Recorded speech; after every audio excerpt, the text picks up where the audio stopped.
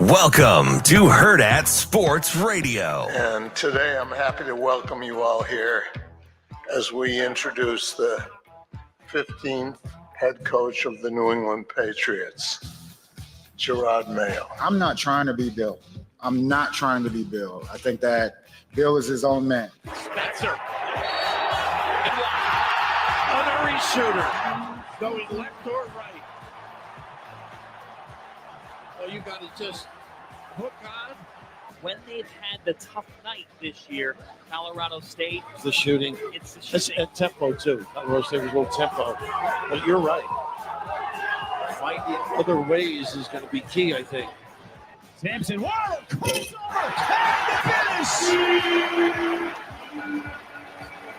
Coming in again. Into double figures with 11. Another offensive rebound. Here's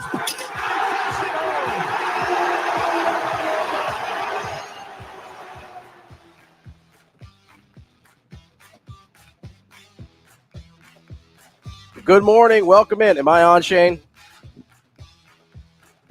I don't know. Hello? There he is. I got you. Am I there? I think you're here. You're there. All right. Oh, hey, man. Somebody messed up my headset, so that's terrific. Good morning. Welcome in to Hurrdat Sports Radio here on sarcasm. AM 590 ESPN Omaha, ESPN Tri-Cities. I'm Ravi, Lulla, Andrew Rogers here with me. We are live from the Hurrdat Sports Bar and Grill, where it's still a little chilly.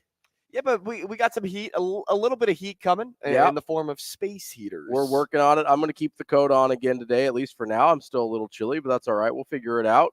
Not as chilly as it was for the Huskers and Blue Jays last night. In the rebounding category? I mean, in a lot of categories, if we're being honest here.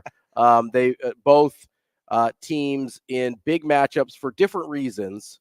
Where these matchups were big for Nebraska and for Creighton. Both fell short pretty dramatically and pretty disappointingly. And again, disappointing for entirely different reasons. You want to start with Nebraska? Let's start with Nebraska. Let's start with Nebraska. Because that was a game that they had locked up all night long. Yeah, well, they were up, 11 with 7 minutes left? Something like that? That is correct. And, even in the first half, they had a pretty strong lead and allowed Rutgers to come back and bring it close. And, when I was watching it, I'm like, okay, like you still have the lead. The energy isn't fully back in this building just yet. You're okay. Mm-hmm. And then in the second half, it's okay. You expanded on your lead. Yeah. So Rutgers is completely out of it. Like the fans are, they're just kind of looking around at this point. They're looking for, any glimmer of hope, and they aren't getting it in the form of 3-point shooting because every ball that Simpson seemed to throw up wasn't going in the second half, and free throws. Rutgers could not make a free throw last night. Like you could survive and win because Rutgers went about 50% from the free throw line. Yep. And they shot 30 free throws by game's end? But Nebraska never had that one possession where they put them away. When they faced off against Purdue, it was always having that next possession and being able to put away the Boilermakers. Yeah, and that was really the difference between what we saw last night and what we saw against Purdue. And again, Nebraska struggles on the road. Against Purdue, every time Purdue made a little bit of a run, Nebraska had an answer, right? And now I understand they shot 14 from 23 from three in that game, and that is not a sustainable method. They did make 13 threes last night, shot 37% from three-point range. They're a great three-point shooting team. And that's a number you can certainly live and win with, right? The problem was they had some outside of Hoiberg, who had a couple huge threes in overtime that actually kept them in that thing quite a bit longer. Otherwise, they might have lost that overtime by 8. Yeah, who points. had their money on Sam Hoiberg making back-to-back threes to keep it within 2? To keep Nebraska alive? Certainly not me. But it was outside of Hoiberg, they didn't get the timely three-pointer, the timely bucket that they needed to keep the game at. That was the thing with Purdue. After they got that game to 1, Nebraska really kept them at like 4 to 7 points pretty much the whole time. They kind of kept them at arm's length, kept them away from kept them away from feeling like they really had a chance to come back. The problem with Rutgers is once they really never were able to slam the door shut.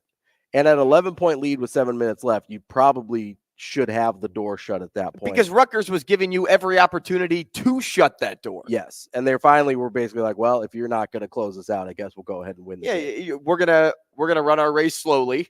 And by the race's end, we will beat you by 2 or 3 strides. And that's what it was. Rutgers didn't do anything special down the stretch of that game. No, they just all kept they playing did hard. was play hard. They kept playing hard. And Nebraska, what did they do? They kind of sat back, relaxed a bit. Ball security was a problem. I thought they got tight. Minutes. I thought they got a little tight. It seemed like. And shot selection just wasn't great. Who wanted it more? That's what it came down to. Actually, in both games, it was who wanted it more. And in this game in particular, it was Rutgers with 5 minutes to play. Yeah, I mean, I do think, I mean, I don't want to switch to UConn Creighton yet. I will push back a little on how the narrative of that game went, but we'll get there in a minute. As far as Nebraska and Rutgers, we talked about this. I don't know if it was on air or if it was in the YouTube comments yesterday, but the reason this was a big game for Nebraska versus why it was a big game for Creighton was if you're building your NCAA tournament resume, these are games that tournament teams win. That's a must win. These are games where, you're going to start to build the wrong narrative if you're Nebraska. And that narrative is, okay, really struggle on the road, really struggle away from home. They don't really have any quality road wins. I mean, Kansas State is the best one, but they've dropped opportunities at Wisconsin, at Iowa, at Rutgers. Now, all of a sudden, if Nebraska is going to continue to struggle on the road, you look at Indiana and you're like, I don't know about that one. You look at Northwestern, you're like, I don't know about that one. At Illinois, you just almost have to chalk up as a loss at this point. Then you look at the regular season finale. You go at Michigan 2 games before that. You've got at Ohio State, and you're like, okay, do they have to sweep at home in order to feel good about the NCAA tournament at this point? Because there's no easy games left on the road. I mean, this was probably the best opportunity, and I get that the RAC is a hard place to play. I do. But this was probably the best opportunity. I mean, you've already missed Minnesota or this were your best opportunity for conference road wins in the season.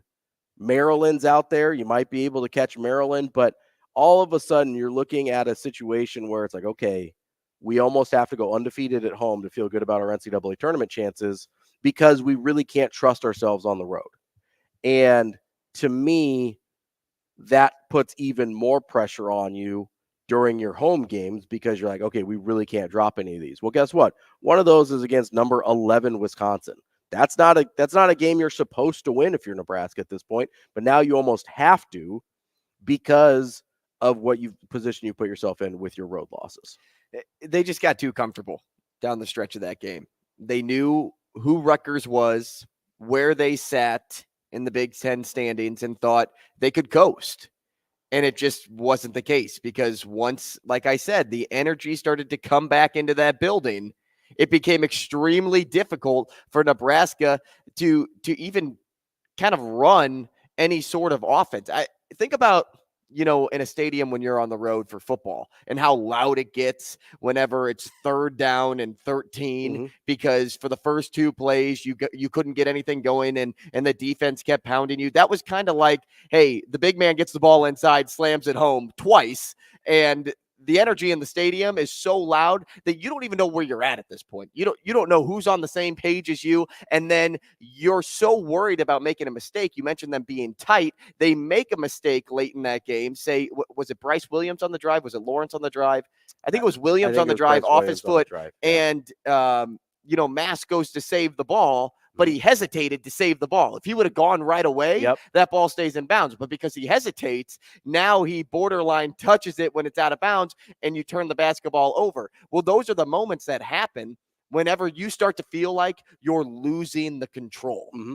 And that was that moment in that game. But in particular to what you were talking about with the schedule, you can't lose games to the teams at the bottom end of your conference. No. You just can't. No. If you want to make the NCAA tournament, you have to beat the Michigans of the world, home and road, if you're playing them in both cases. You have to beat Rutgers, same thing. Minnesota. You have to beat Penn State, Minnesota. You have to beat Ohio State this year, the same way. Those are the teams you have to beat twice. If you get them twice, you beat them twice. Yeah. If you don't, then your chances keep going down and down and down as the season goes on, because no committee is going to look at Nebraska and say, man, they beat Purdue. That was a great win. But they also lost 8 games on the road that they probably should have won this year. Mm-hmm. Like, no one's going to say, oh, because of that Purdue win, they're in the tournament. Yeah, I mean, it's the difference between an NIT team and an NCAA team. An NIT team struggles on the road. They lose games to opponents they shouldn't lose to. They have a very similar resume to Nebraska. Now, Nebraska's got the opportunities still out there, if they can go out and win, to play themselves into the NCAA tournament. But at this point, when you're extrapolating, okay, if this is what it's looked like on the road, and the 3 of the last 4, all 3 of those on the road, this is what it's looked like on the road. And they really don't have outside. I mean, they don't have a ton of road games yet. Their road games so far are Minnesota, Kansas State, Wisconsin, Iowa, Rutgers. Kansas State's the outlier there that they won that game. Outside of that, all their conference games, they're 0-4, and they blew leads, double-digit leads against Minnesota and Rutgers, the games they need to win. And then against the better teams, against Wisconsin and Iowa, they never looked like they were in it at all. So those are 2 pretty concerning, in my mind, pretty concerning scenarios that have played out on the road for Nebraska at this point. And again, they get a couple of home games, then they're back on the road to Maryland. Maryland's, again, one of those teams. They're in the same neighborhood as Nebraska in the standings. They are, at least, after Nebraska's lost. They're in that kind of bottom half of the Big Ten. That's a game Nebraska has to be able to win. If you're an NCAA tournament team, they need to go probably, I mean, I don't want to exaggerate here, but going up to Wisconsin, between now and Wisconsin, they probably need to go 3-0, Northwestern Ohio State at Maryland, to start feeling better about their NCAA tournament odds again. The other thing, the health of Juwan Gary. Yeah. Because that could go down as a huge loss for this team if indeed he is out for the season. I'm not alluding to that by any means, but non-contact injuries like that tend to scare me. Yeah. And more times than not, it results in you missing the entirety of the season, or at least a significant period of time. If Nebraska wants a chance at being a competitive NCAA tournament team, they need him on the floor. They need Juwan Gary. And if they're missing Juwan Gary, that's a huge piece to this offense that I don't know if they can really replace, because of the way that, I mean, his veteran leadership, for one, and the way that he creates when he has the basketball in his hands. He's a different being, and they need him. They need him so badly that if they're without him the rest of the year, I mean, we saw what happened last season when Juwan went down, and now a couple other players went down too. But when they missed Juwan Gary last season, their chances of making the NCAA tournament went down. Well, and especially a guy like him on this Nebraska team that kind of struggles in this area of like shot creators and offense creators. It's kind of him, Bryce Williams, and to a certain degree, Tominaga. Tominaga doesn't really create his own offense that much, but he's gotten better at that in terms of off the dribble stuff this year. But you don't have a ton of guys that can do that if you're Nebraska. And the guys that can do it are a bit limited. It's not like you've got one of those superstar guys that you can just turn to all the time. Like Bryce Williams and Juwan Gary and Keisei Tominaga are more what you would view as secondary type scorers, but they're your primary scorers for Nebraska. That's fine if you've got all of them and you can get at least 2 of them going in the same night, right? That wasn't really the case yesterday. Bryce Williams had a really nice game. Yeah, and he looks like a really good player for this team. But Tominaga, even though he went 4 of 8 from 3, 5 of 14 overall to get his 16 points, that's not an efficient night for him. And some of the shot selection, especially the one late from him, you wonder about a little bit because, and I'm not really, I know some people were really up in arms about that shot that he took in overtime with 10 seconds left, ended up being an air ball. My thought is that's kind of what you get with a Tominaga type player. You get those are the shots he shoots. Yeah, like you get the good with the bad. Sometimes when that shot goes in, I mean, I know in our group chat with the rest of the team, people freaked out when he shot that ball between two defenders in OT and he drained it from 30 feet? Yeah, 28, 30 feet, right? That shot is not materially different in decision making than the one that airballed with 10 seconds left. And you're like, hey, what are you doing? Like, you don't get one without the other. That's the nature of a Keisei Tominaga type player. So I don't even have a huge problem with that, but you just have to understand that that's what comes with the territory with a guy like him. And that's probably not the type of guys you want as your primary scorers, because they're not guys that can consistently get the shots they want all the time. Now, again, because there's three of them, you think, okay, at any given time, one of them probably can get the shot we want, but there's nights where either Juwan Gary goes out and you're all of a sudden you're looking at, okay, now we've only got two of them. We have to get them both going at the same time. Or one of them's having an off night, or two of them are having an off night. And all of a sudden you're in trouble because you don't have enough shot creators and offense creators on your team to be able to overcome or to be able to stop a Rutgers run. That's the thing that I watched yesterday. I go, man, they really don't have a guy that says, okay, we need a bucket here, I'm getting a bucket here. That guy doesn't really exist on Nebraska's offense. And one of the closest things to that is Juwan Gary. Yeah. And that's what I was getting at with his creativity and his veteran leadership and knowing that, hey, when I have the basketball, things are going to go well. Yeah, so his injury becomes outsized for them because of their lack and because of what his skill set is. It becomes an even bigger problem for a Nebraska team. Now, you push back on something I said earlier in terms of both teams when I said who wanted it more. Sure. You said the narratives were different. Why do you think that? Well, so I do, first and foremost, I do think Creighton came out super flat and that UConn played harder. So I'm pushing back a little bit. To me, though, the takeaway from that Creighton game was UConn just looked a lot better than Creighton.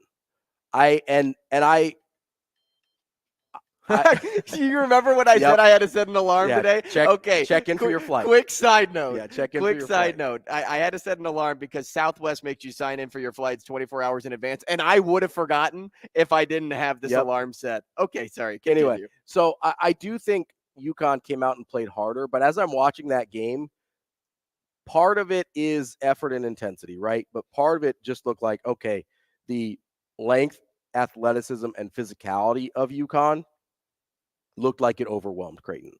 And if you're Creighton and you're not playing at 110% or however you want to measure the effort, then instead of being like, hey, this is a team that's going to beat us on their home court because they are more physical, athletic, and lengthy than we are, it becomes, hey, we're going to end up being down 48-28 in the second half. So I do think there was UConn wanted it more. But I also think, to me, the takeaway was UConn's a lot better. Yeah, so I didn't think that too much. I mean, defensively, yes, but they didn't shoot the basketball very effectively. They did. They shot 35% from the field. They shot 25% from three. Like, that's not number one team in the country shooting.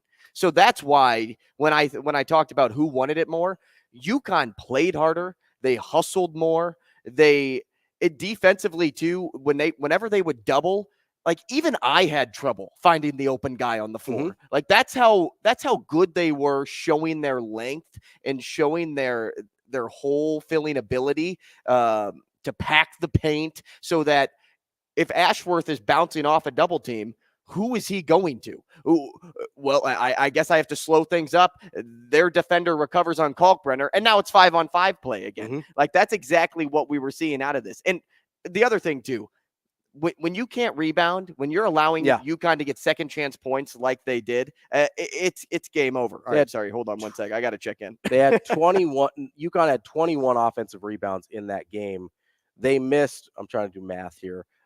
They missed 45 shots, and they rebounded 21 of them. They rebounded almost half of their misses, which makes that 35% from the field, way more efficient because you're getting second chances on half of those misses, right? And just look at the difference in shot attempts here, right? Creighton, 52 shot attempts, UConn 70, right? And some of that's free throws, but the free throw disparity was only 4. So that's, you're not eating up a lot of possessions with free throws in this game, which, can I just say, and this, listen, UConn is better. Like I started this by saying I didn't even think it was an effort thing so much, although I do think UConn played harder. I took away saying, oh, UConn's a lot better than Creighton at this point in the season at the very least.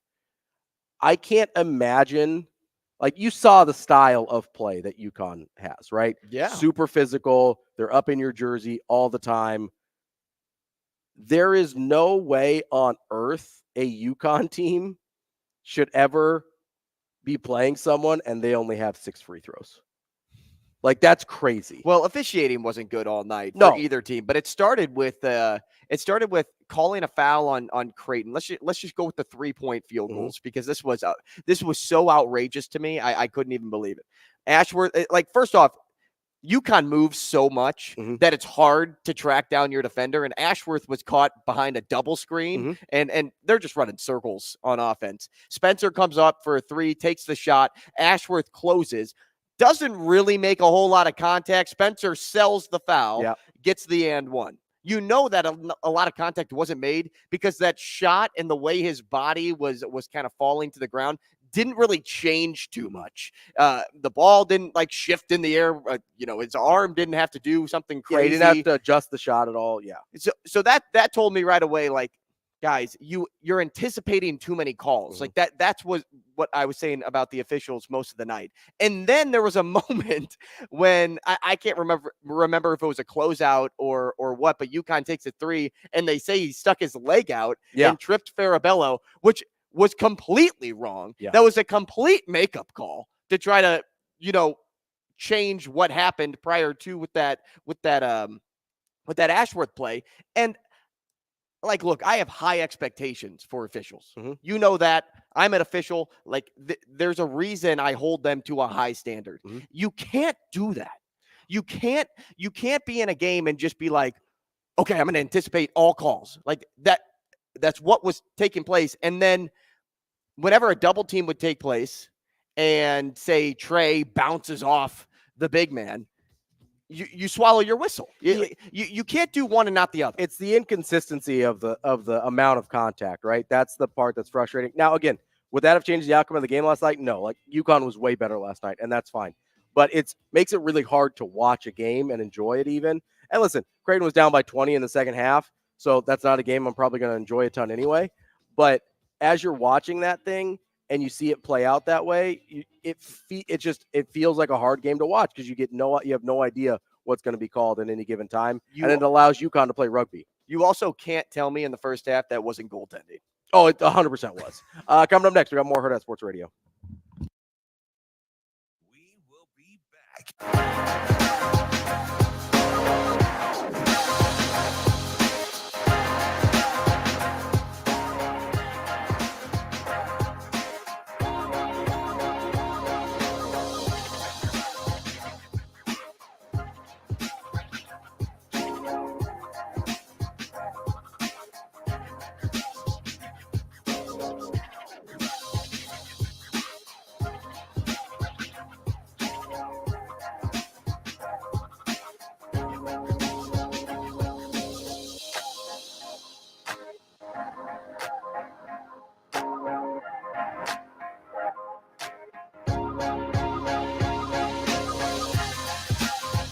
We will be back.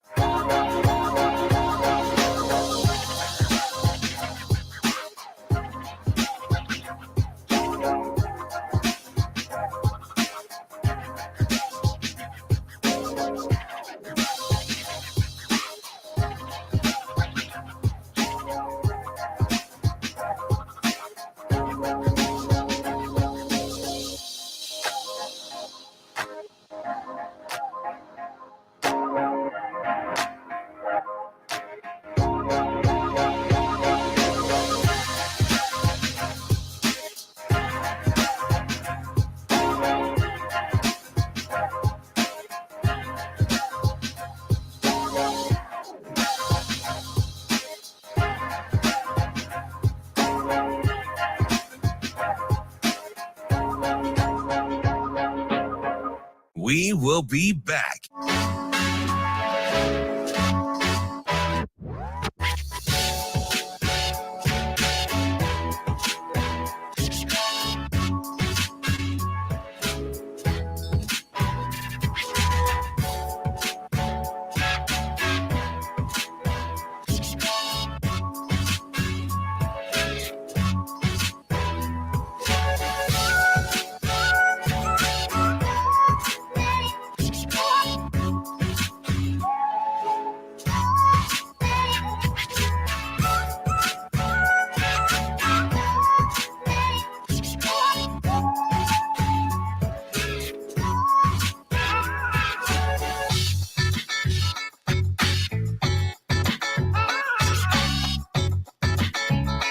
We will be back.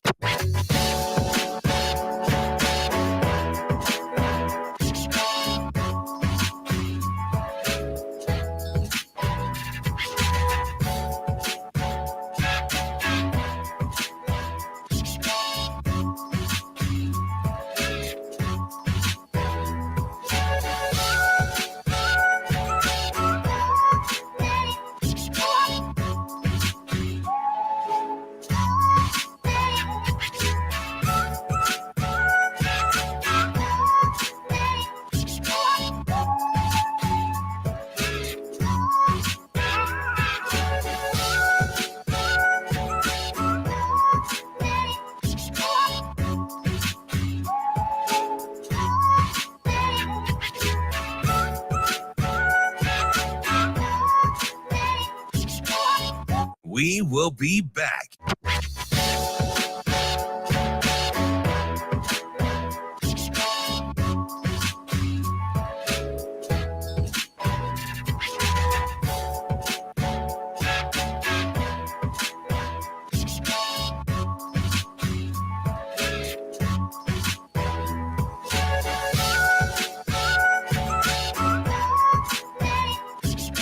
We will be back.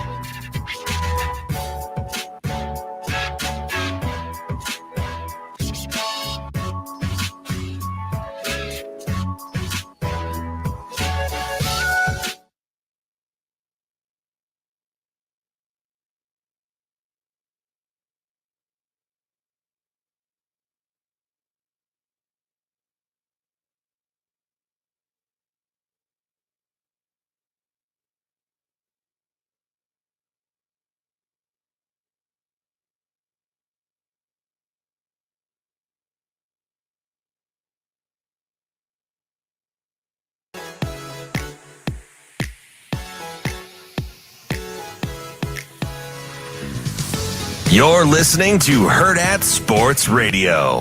Backs away the guard. The defense was Alexander. Here's Caravan to a floater, and he hits it straight down the middle over Kalkbrenner. Gutsy shot by Caravan. He got 11 in the second half alone.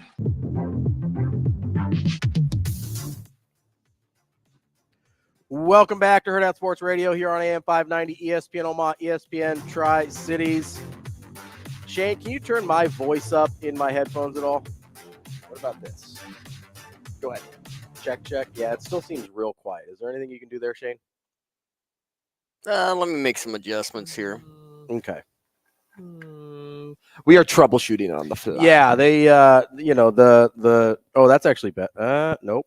Something happened. I don't know. We'll leave it alone. Anyway, want to set up the show for you here today. Coming up at 7:45, Jacob Slippic from Omaha, University of Omaha hockey.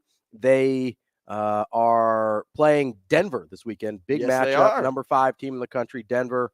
So we'll talk to Jacob at 7:43. At 8, we will talk to Mitch Sherman of The Athletic. At 8:45, we've got our guy, Brian Edwards, our Vegas insider, try and make a little money this weekend. Maybe give me a little Vegas insight. Our guy, Andrew's checking in for a flight for Vegas for tomorrow, so he's going to appreciate that even more than normal. We're winning some big money this weekend, everybody. Big money. You can always go to our friends at Warhorse Sportsbook and place your wagers. You don't have to go all the way to Vegas like our like our guy A. Rogers over here. But then we will have Michael Bruntz at 9 o'clock, and we will wrap up the show with some Hurrdat Hot Seat as well. But as we get into, were there any loose ends you wanted to get to with Creighton or Nebraska? Well, okay, so quickly, let's just break this down. Okay. Right. So for Creighton, it was the turnovers, the hustle, the defensive rebounding, offensive pace. Did I miss anything? I mean, shot making was a big. 6 for 26 isn't going to get it done against the number one team in the country. And I think lastly, UConn was just better. Like I watched that game and I go, yeah, UConn's better.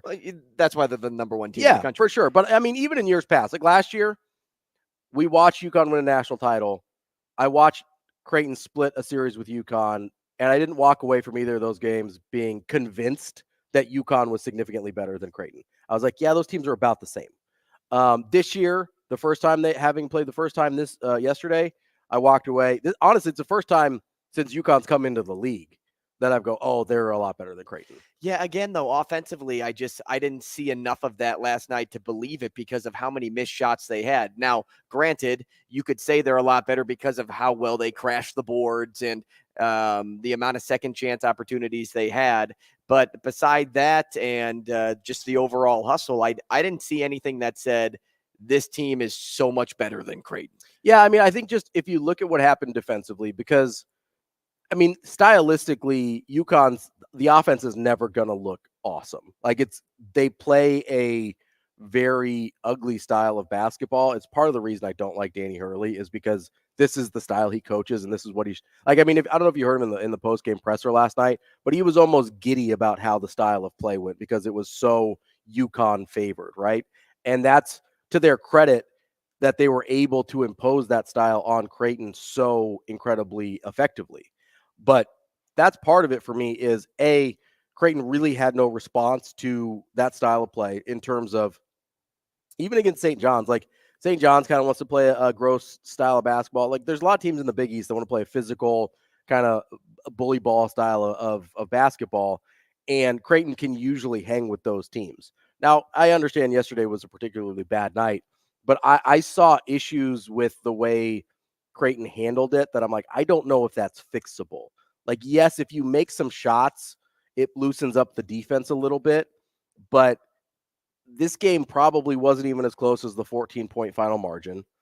You know, that 20-point lead, 48-28, whatever it was in the second half, felt pretty appropriate in terms of how the game was going. So that's why I look at it, I go, you know, if Creighton played this UConn team 10 times, Creighton wins maybe 3 of those. Yeah, potentially.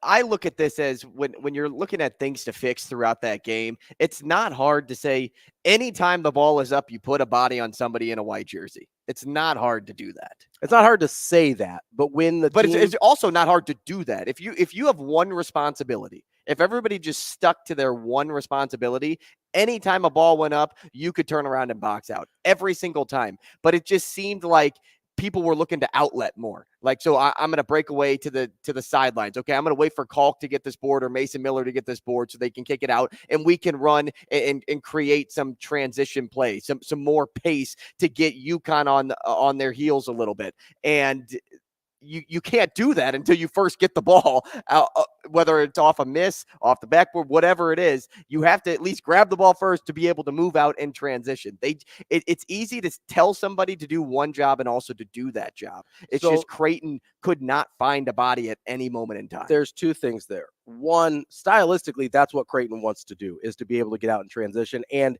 there's even more pressure on that when you're in the half court and you can't get anything going against UConn.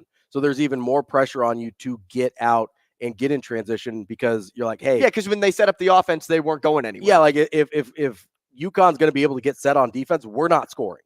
I mean, Creighton had 28 points like midway through the second half. If UConn was setting up the offense, they were not going to score. And so there's a bigger emphasis on getting out in transition, which goes to what you're talking about. Guys start leaking out.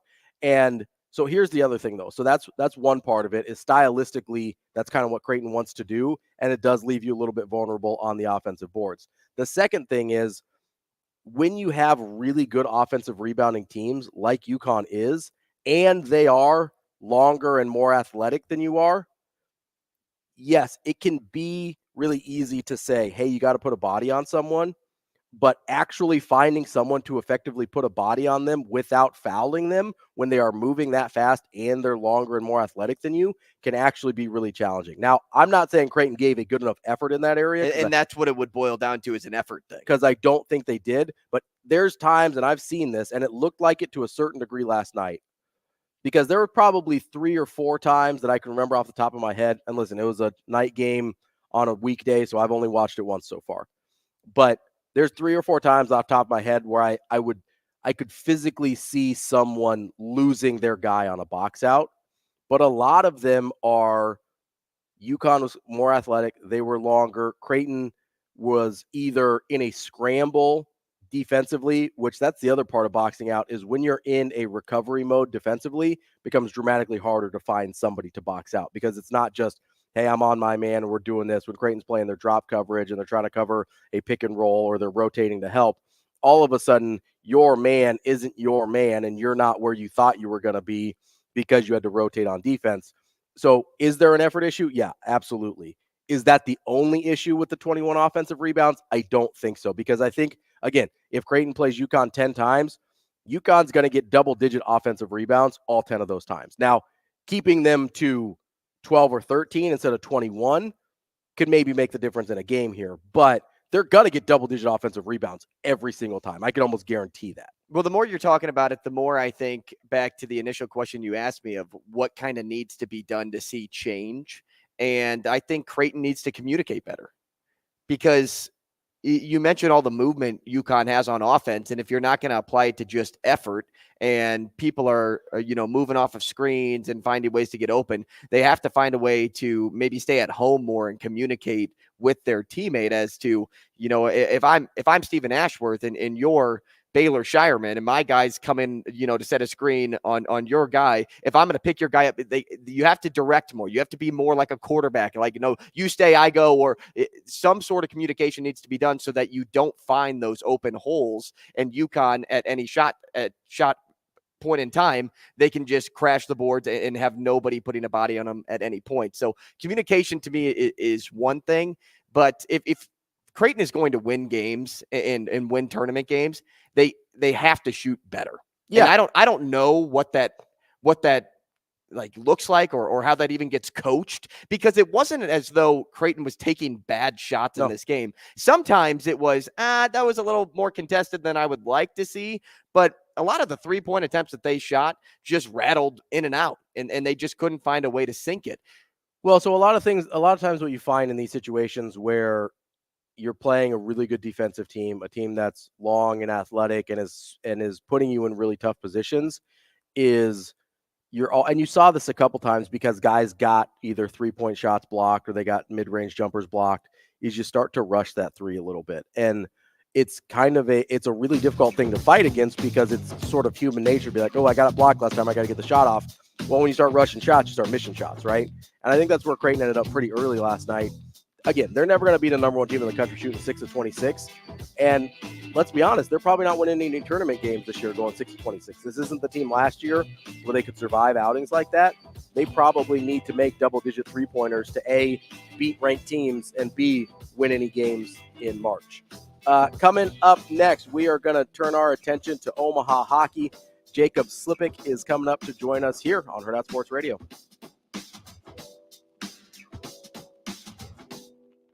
We will be back.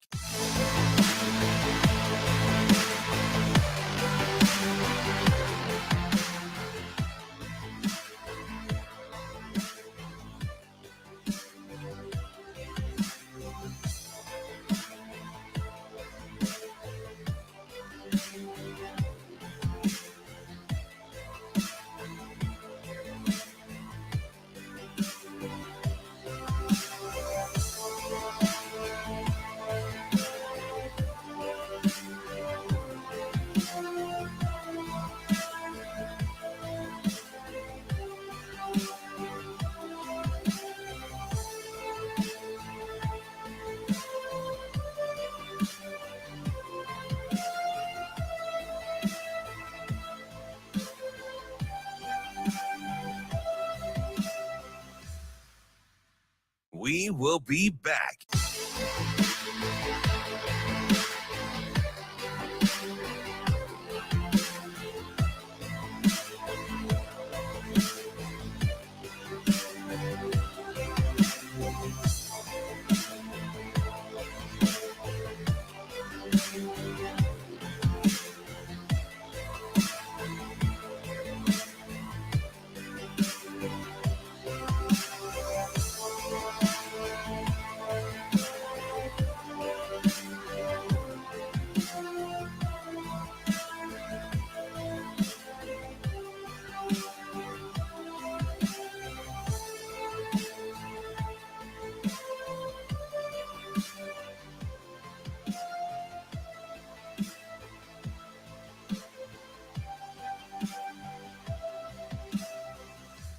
We will be back.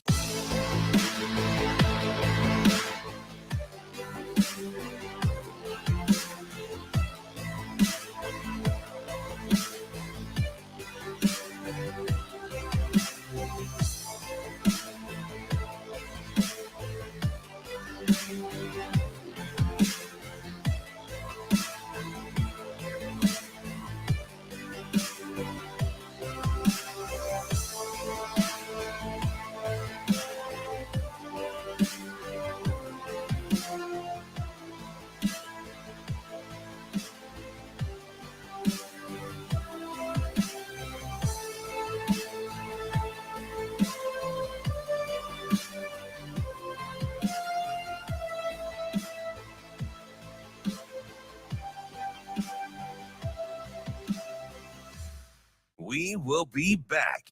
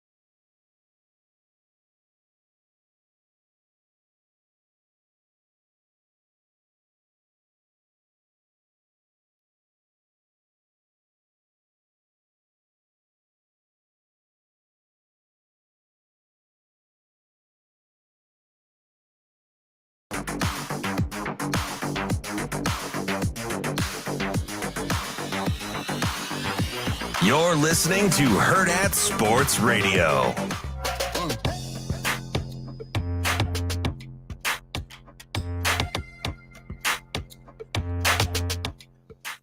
Welcome back to Hurrdat Sports Radio here on AM 590 ESPN Omaha, ESPN Tri-Cities. I'm Ravi, Lulla, Andrew Rogers here with me. We are live from the Hurrdat Sports Bar and Grill. Wanted to remind you also, part of that lineup that we went through earlier. We're about to talk to Jacob Slippic of Omaha Hockey. We're also going to talk to Sydney Hilly from the Omaha Supernovas. That's at 9:30. We gave away some Supernova tickets yesterday.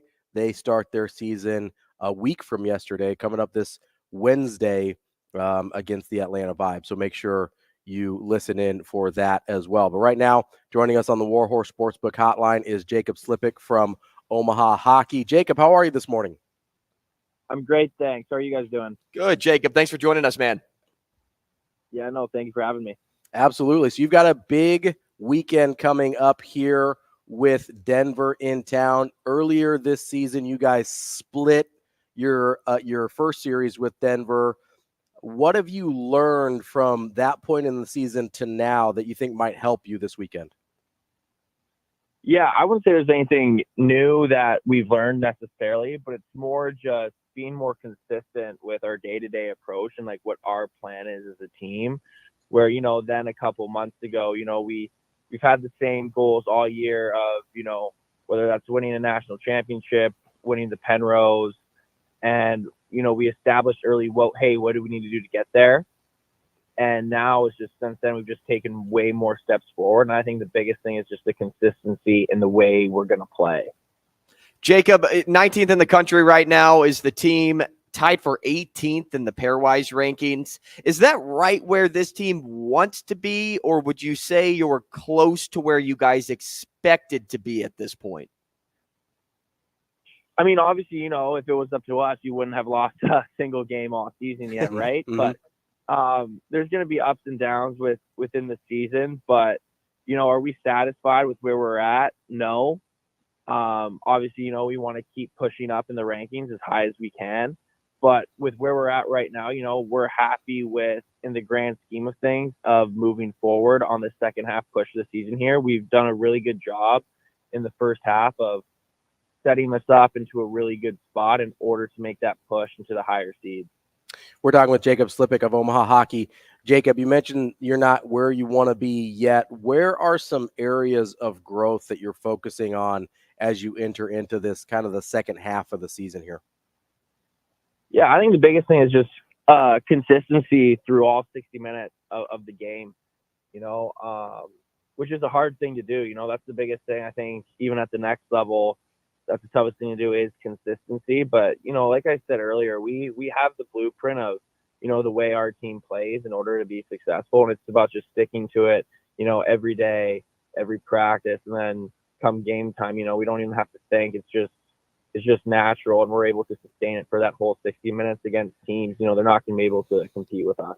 Jacob, I know you said, like, you know, if you had your wish, obviously you'd want to win every game this season, but it's kind of been a roller coaster. Credit to the NCHC here for having, what was it, 4 or 5 teams in the top 20 ranked nationally.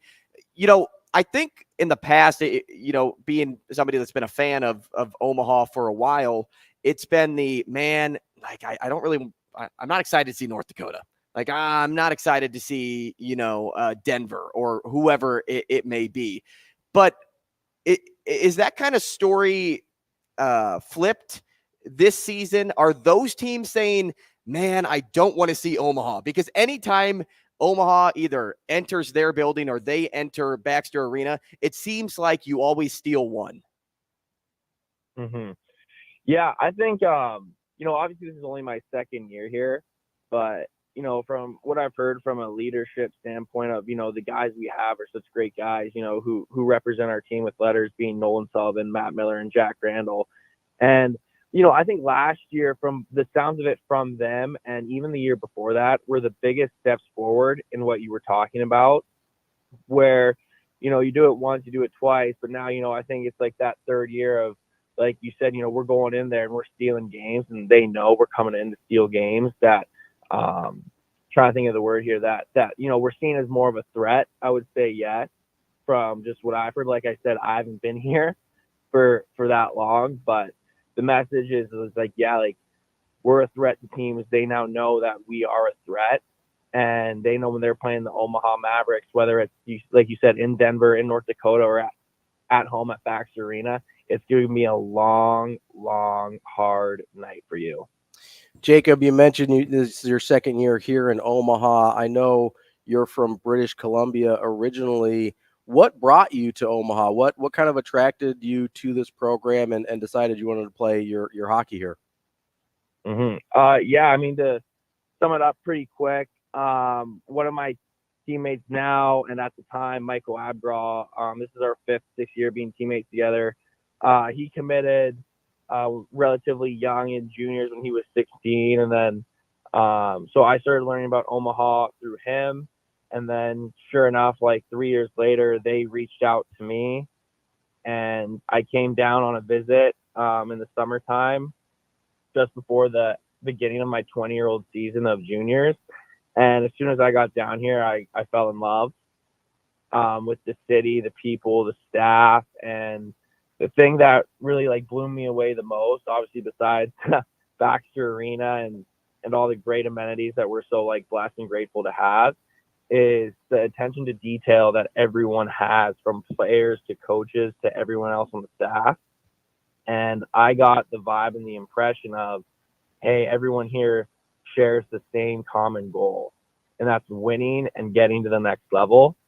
And that's what spoke to me the most. And it made my decision extremely easy when choosing to come here, because I knew right away that the culture that's been established here is the place that I wanted to be and be a part of.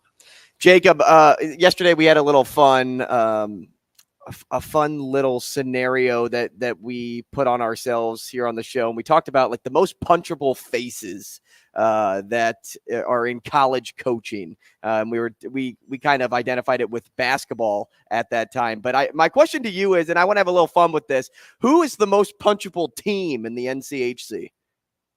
Most punchable team. That's a tough one. I mean, it's tough. I know like you could ask anyone else and they give an answer, but I mean, I honestly just, if you're not a Maverick, like everybody's getting punched. Yeah, like I just see red, and I don't hate anyone more than others. I mean, I hate them all. You know, they're coming into our barn. Hey, no, this is our spot. We're going into your barn. Well, guess what? We're gonna take it. Well, speaking of people coming into your barn, this is the first game back at Baxter since December 9th. How does it feel to be back, and how much have you missed playing in front of these fans? Yeah, it's been we've been unfortunate playing in front of some pretty crappy fans on the road, because no one compares to the Maniacs and the fans we got here in Omaha. And yeah, I'm pumped. I love playing in Baxter. It's one of those things where, you know, every time, you know, I'm on the goal line and they're doing the starting lineup and, you know, the intro video and all that stuff, you know, you just get chills. And I always try to make sure I take a second to really appreciate where I'm at, and I do. And hearing the roar of the fans when we come out and just everything about the whole experience, I'm very excited, and I hope the fans are excited that we're back too. We're talking with Jacob Slippic of Omaha Hockey. All right, we're gonna try and get to know you a little bit here, Jacob. What is your favorite pregame meal? We heard that the Baltimore Ravens go through like 7,000 Uncrustables a year. What's your like go-to snack or meal before you're eating or going to, or before you're playing or going to practice or whatever? Okay. Yeah, I mean, go-to the night before is me and a couple of the guys always go to Texas Roadhouse. Okay. You getting those rolls, getting those carbo loads? Cinnamon butter, man. We're not going too crazy as we would on an off day, but we're getting a couple. We need that corner weight. So good for you. Yeah, we'll have a couple of those. But no, always at the rink before games, I'm always having a bagel with a garlic and herb cream cheese. That's my favorite. Okay. Jacob, we know hockey players are the kings of nicknames. What is your nickname? Mainly it's just like Slip, Slippi, or Slip Dog. Is there a teammate whose nickname you think is the best on the team? Yeah. Oh yeah. Randy's Jack Randall. We call him the dog. which is so funny for a guy like him, because he's so keep to himself. Oh yeah. And yeah, it's funny. Some of those guys were like, when I came in last year, I was like, oh my God, like I cannot piss this guy off. He's gonna kill me. He's just a scary guy without meaning to be. Like he just looks like nails. He's so tough. Yeah, on the outside. On the outside, yeah, Jack is like, hey, I'm gonna punch you in the face. Oh yeah. But now getting to know him last year, and obviously, you know, more every day, he is the funniest guy. And he'll come in the room and we'll just start like, all the guys will just start like barking at him. And then he just like barks back. He's the dog. He makes the play game. We're barking on the bench. Like it's awesome, and he loves it. Quickly here, got about 30 seconds. What should fans be expecting this weekend, Jacob, against the top 5 opponent, Denver? 2 wins. All right. There we go. Say less. Love to hear it. That's Jacob Slippic, or Slippi, as his teammates call him. I like Slip Dog. Slip Dog. Well, I mean, you can't get him convinced with the dog, though. I mean, you got to be careful there. Well, he's like Jack Randall's understudy, apparently. Jacob, we appreciate your time. Good luck this weekend, and hope you get those 2 wins against Denver. Awesome. Thank you. Appreciate it. Hey, thanks, man. That's Jacob Slippic of Omaha Hockey. Coming up next here on Hurrdat Sports Radio, we're going to talk to Mitch Sherman in the next segment at some point. I'm not sure what time exactly, but we'll catch up with Mitch here in the 8 o'clock hour. That's Andrew Rogers. I'm Ravi. Lulla. More Hurrdat Sports Radio coming up next.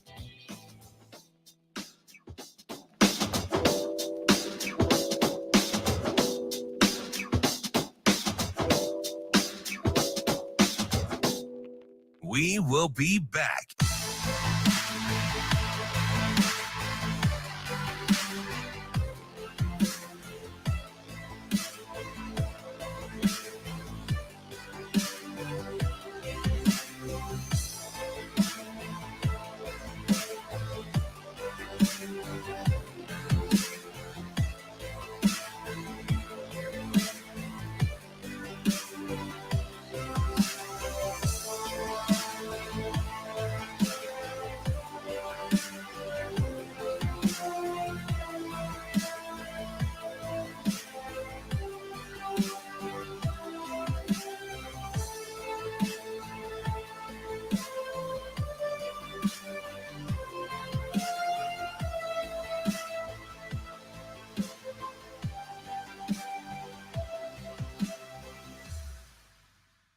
We will be back.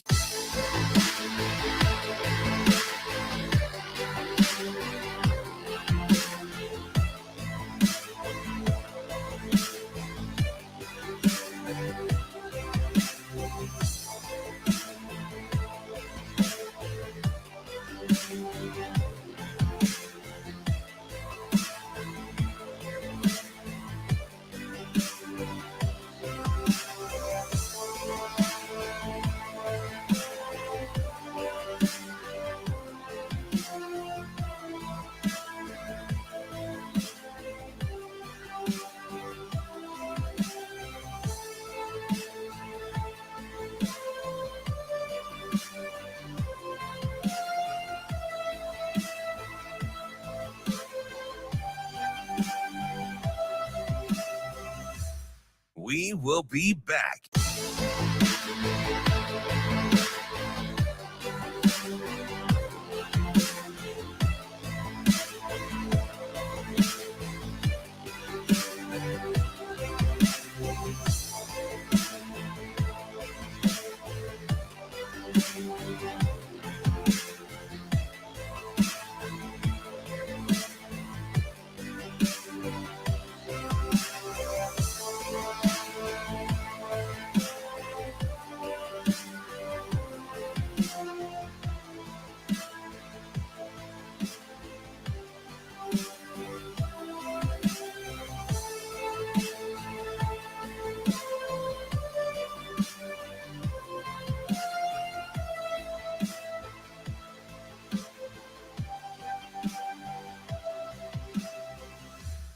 We will be back.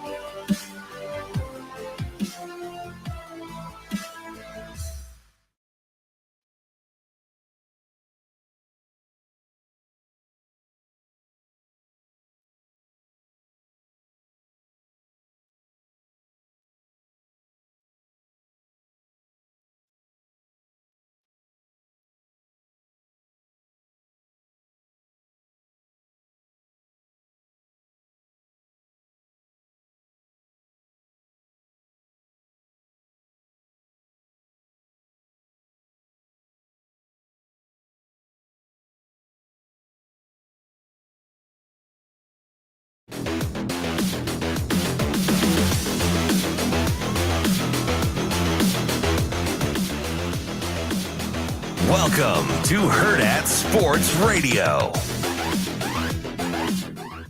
Kicking off hour number 2 here on Hurrdat Sports Radio on AM 590 ESPN Omaha, ESPN Tri-Cities.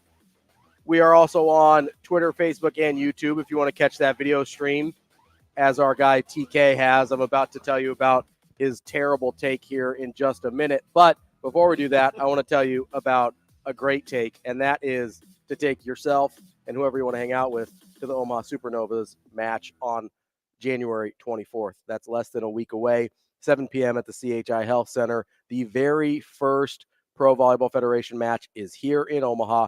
your Supernovas against the Atlanta Vibe. Secure your season and single match tickets now at supernovas.com. You'll see world-class talent. You will have All-Americans. You're going to have Olympians and NCAA champions all on the court for that match. It's going to be a great night in Omaha.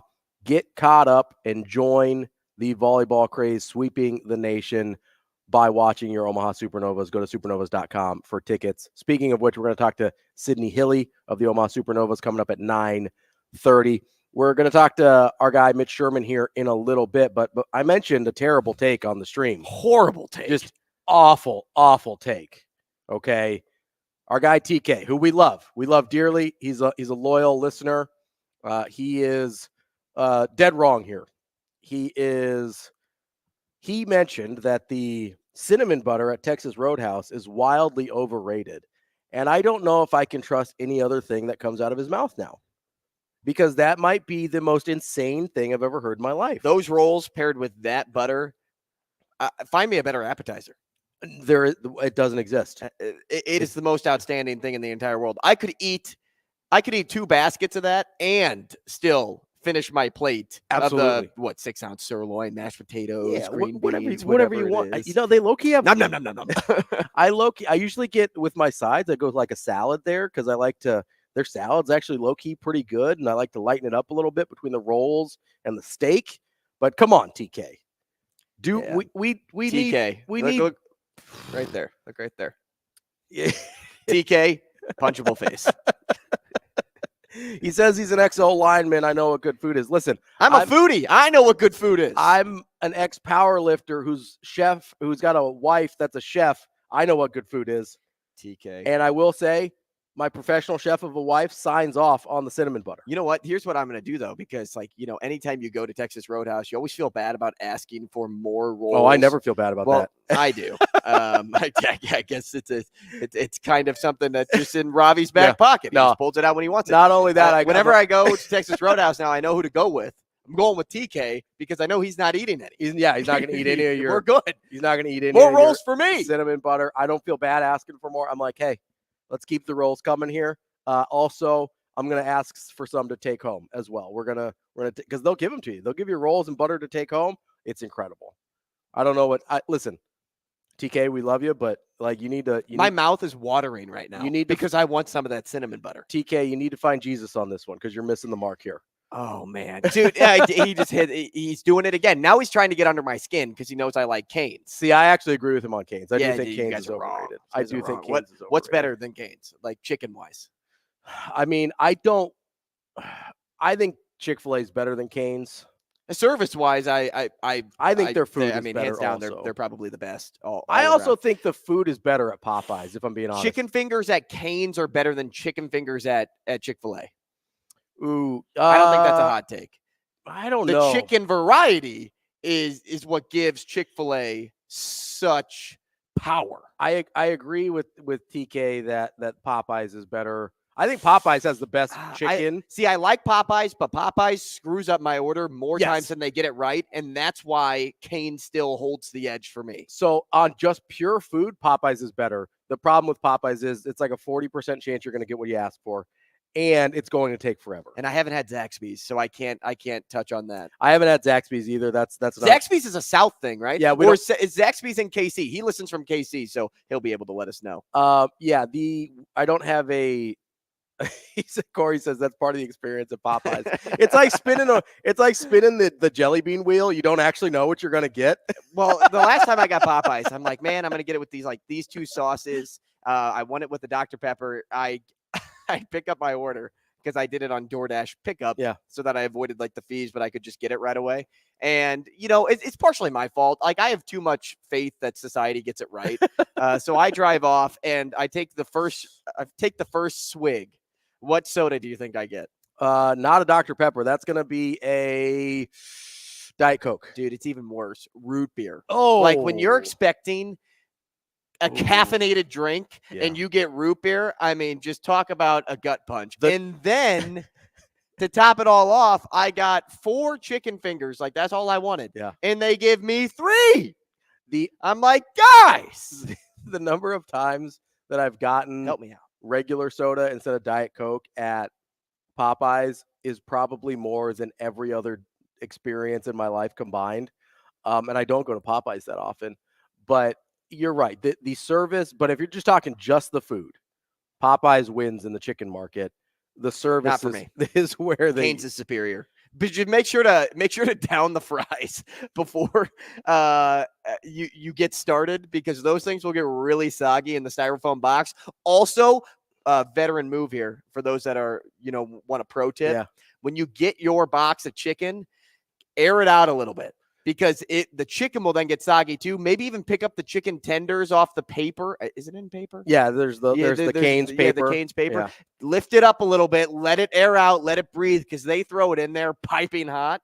And You get a lot by the of time you get condensation. home, dude, that thing, you can wiggle it around. Real soggy, yeah. Which is part of the problem with Canes. I always get it drive-through, so I don't always get the best version of Canes. I understand that. Corey says nothing is worse than getting sweet tea. I think that's the equivalent when of you order when you regular. order like a Dr. Pepper and you get a root beer. I think it also goes in the opposite, right? If you order sweet tea and you get a regular Yep. and you're expecting something sweet and you get like a bitter taste instead, that's really bad. Mine is particularly a pet peeve because it's like, okay, if I get regular Coke, I can't drink it, right? So it's like, well, yours is a life risk. yeah, mine's like, well, I guess I just don't have anything to drink with this meal, but that's okay. You're like the person though that could get away with going back to the counter and saying, "You could have killed me." Like sometimes, like I'm not proud of this moment, but like I used to not like cheese on anything. Okay, like that's a bad take. I didn't want cheese on my burgers. I didn't want cheese on my sandwiches. Like I just wasn't a big cheese fan. Now over time that has changed. Like I'll eat if I go to whatever, I'll get a cheeseburger or like provolone on a sandwich. But I used to go up to the counter and say, "I'm allergic to cheese," and I said, "1 bite of this." And an ambulance would need to get called. Like I'd make a huge deal about it because I was so mad that I would always get cheese when I ordered it without cheese. And then they'd be like, "Oh man, I'm sorry. Like we'll comp your meal, like this, that, and the other." And I'd walked away like feeling all high and mighty on my hill. And then later on, I'd feel like a piece of dumpster doo-doo because I'm like, man, that guy didn't deserve what I just gave him he didn't put the cheese on my sandwich. Yeah, that's a tough look. That's a tough look for my guy here. That's it was a used to moment. Like, you learn over time. No, it's fair. I appreciate you being vulnerable and telling us, letting us know that you've learned, you've grown. Don't put it past me. I'd do it again. So it's not really a used to moment. I haven't done it in a while because now I get cheese on my food. Because cheese is good, man. Cheese is pretty good. So were you like not a pizza guy? You didn't like pizza? So I love pizza. I would love like getting nachos. I didn't like slices of American cheese. Oh, okay. So it's very specific type of cheese. And so then that kind of bled into, well, if I got a sandwich, I'd just rather have it without the cheese. It's kind of like when I'm like, hey, like I don't want tomatoes. I don't want this. Like I actually don't like tomatoes. Yeah, I don't like tomatoes on a sandwich. I don't think it's a good addition. And it gets soggy. Yeah. And so like that's why I'm like, hey, no tomato. And then when tomatoes are on there, I'm just like, man, so I'll pull off the tomato, but I'll still eat the sandwich. Yeah. And it's kind of what I would do with tomato cheese. Doesn't like melt. But American cheese would literally melt to everything. Yeah. And so that's what would make me mad. You can't separate it. No. And another thing I can't stand, mustard. Can't stand it. Interesting. So whenever I'd go to like McDonald's, like because I'm always on the road, living away from home. Like, if I'm stopping somewhere, it's quickly at McDonald's and I'm back on the road.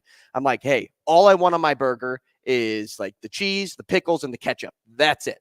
Right. That's all I want. And if it came mixed, because you know what they do? They do like the little squeeze thing that has all 3 sauces, whatever. And if there's mustard on there, like I can't eat the bun because I don't like the taste of mustard. Interesting. I don't mind mustard.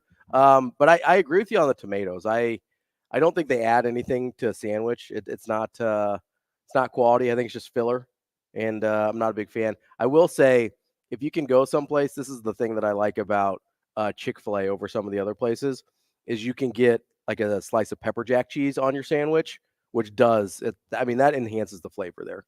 You get like a nice little pepper jack instead of American. Oh, I love pepper jack cheese. Pepper jack. And you know what? Now that I've started cooking, I've loosened up. Yeah. Because like TK pointed out that I'm a picky eater. And like in some cases, I was a really picky eater. But now that I cook and I'm like forced to do things to certain recipes that I wouldn't normally do, and then it turns out to taste really dang good. Yeah. But on the other side are not healthy eaters, picky eaters. What? Are you a healthy eater? When you just eat health food and you stay within the carbs and you don't do the sugars and you don't do the chocolate and you're a healthy eater, are you not a picky eater? I mean, what's wrong with being a picky eater? If you don't like tomatoes, because I don't like tomatoes either. I don't like tomatoes either. I am a picky eater. And people go, oh, you're such a picky eater. But, I mean, you could be a picky eater and be a healthy eater, too. Can you not? I mean, I think there's a difference there. There's some exclusivity. Yeah. There's a difference between like, hey, I'm picky because I don't like the taste of it and it tastes like crap. I'm a picky eater because I am trying to be healthy. I would say TK is a picky eater. He doesn't like him. Yeah, get him, Shane. Get him. I mean, how many places does he not like to eat at? I mean, somebody's got to stand up to TK. Good thing we have our guy high and mighty on his chair. The amazing Daniel says Shane is trying to say that since healthy eaters are picky, picky eaters are healthy. That's not true. I would consider myself. I would say that's true. No, it's not. You can be a picky eater and still eat like garbage. Like that's. I only eat junk food. Like for instance, I really don't eat like cooked vegetables. I don't eat cooked vegetables. And Mr. Irrelevant is Thomas Kuchera. I was saying that we have our first round draft pick, Mitch Sherman, in. Oh, we got he's Mitch here? now. Terrific. Is he on the There stream? he is. There he is. Mitch, would you consider, we got Mitch Sherman from The Athletic, would you consider yourself a picky eater? No, not really. I'm okay with whatever I get for the most part. I mean, there's certain things I don't like, but probably not picky. My 13-year-old, who I just spent a half hour with in the middle school drop-off line, is picky. Sorry for my tardiness today, but people don't know how to drive when there's a little snow on the roads.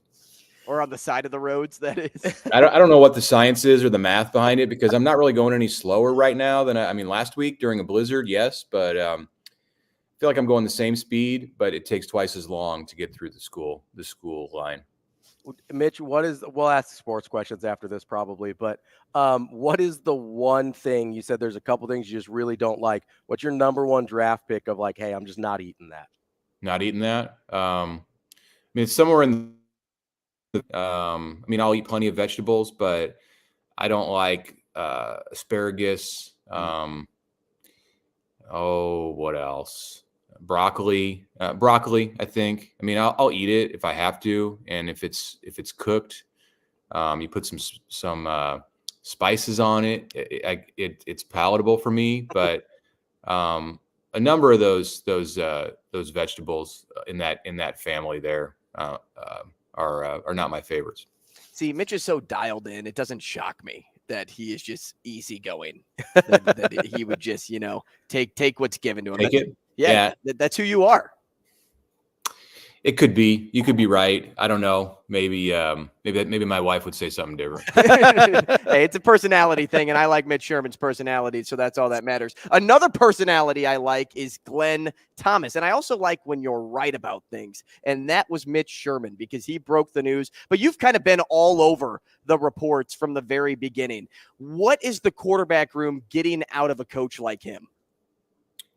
It's getting the experience that he's got, which is 2 stints in the NFL with the Atlanta Falcons, and then this last year as an offensive assistant with the Steelers. But I think more than that, Nebraska's getting, and the Nebraska quarterbacks are getting, a coach who is in harmony and understands how to work with Matt Rule and Marcus Satterfield in the system. And, we saw in the official announcement yesterday from Nebraska that his title will be co-offensive coordinator, so that secures, any kind of that erases any doubt about the role that Glenn Thomas is going to have in this offense. And Marcus Satterfield, still offensive coordinator. He's coaching tight ends. He's going to be a big part, of course, of the game plan and the play calling. But we don't know exactly how it's all going to break down with how the plays are actually called. I would assume, and based on the indications that I was getting through this process, is that that's still on Satterfield's plate. Let's see what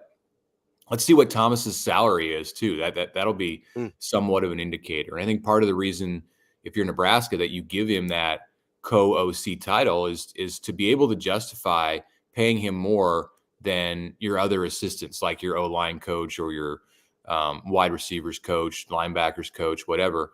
So that would indicate additional responsibility, if he's up in the $1 million range. They've got $2 million coordinators at this point, with Tony White at 1.6 and Satterfield at 1.3. I would suspect that Thomas is also going to be in that 7-figure range, which is just crazy to think that until last year, Nebraska had never had $1 million coordinator. We're talking with Mitch Sherman of The Athletic.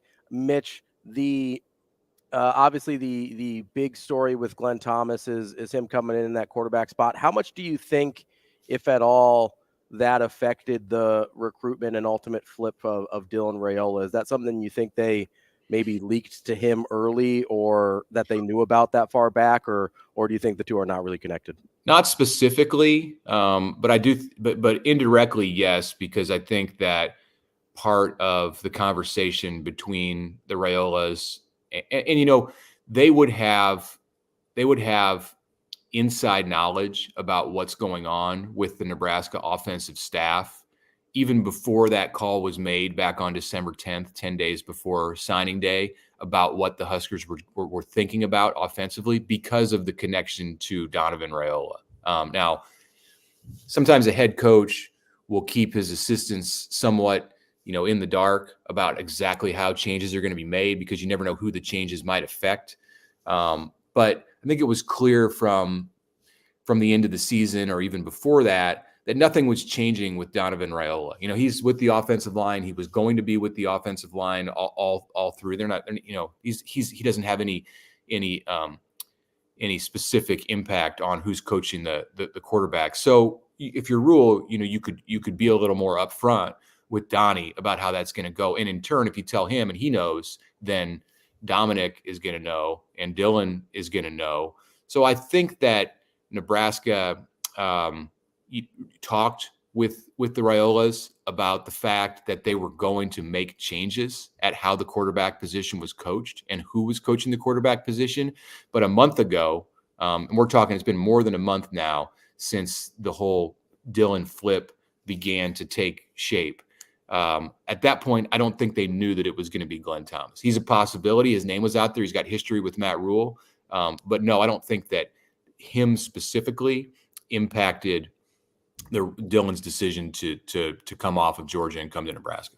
Mitch, how much do you expect Satterfield to settle in after getting back in his comfort zone, moving away from coaching quarterbacks and coaching just the offense and tight ends like he was initially brought in here to do? Do you expect him to get more comfortable in his role?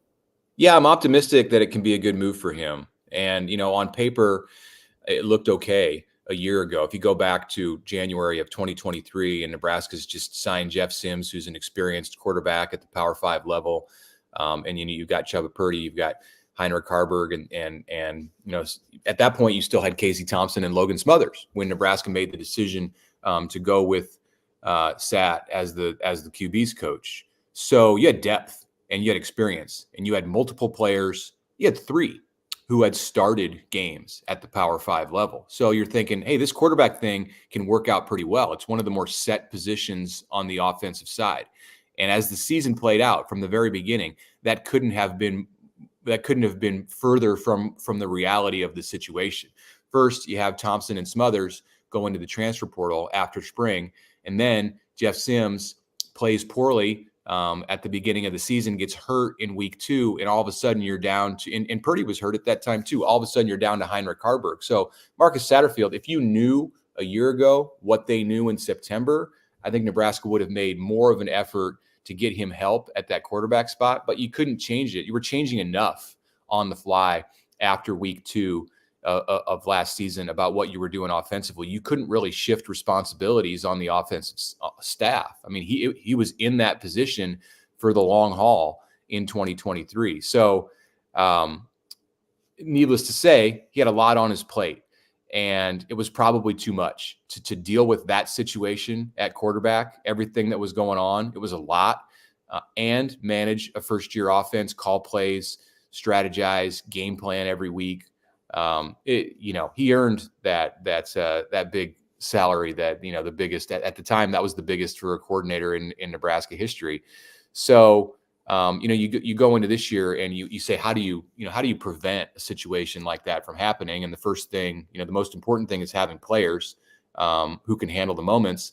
And they think they have that in Dylan Raiola. And then number two is to change up some responsibilities. So the coach, no matter what happens, the coach who is in charge of that quarterback position is at no time going to be saddled with everything that needs to be done to get the offense running right. Mitch, we've got about 2 minutes left here with you. I know yesterday you put out kind of a breakdown of the roster for Nebraska and the top guys at each position. As you're going through all these names, just looking at the roster kind of in a holistic view, the way you did there, were there any takeaways you got that you maybe weren't expecting, in the sense of, oh, maybe this group is a little deeper than I realized, maybe this group needs a little more help than I realized? Anything like that jump out at you while you were putting that together? Yeah, and I went about it from trying to construct a list of 115 players, because I feel like that number is more relevant in roster construction right now than the 85 who were on scholarship, because Nebraska can do things with NIL.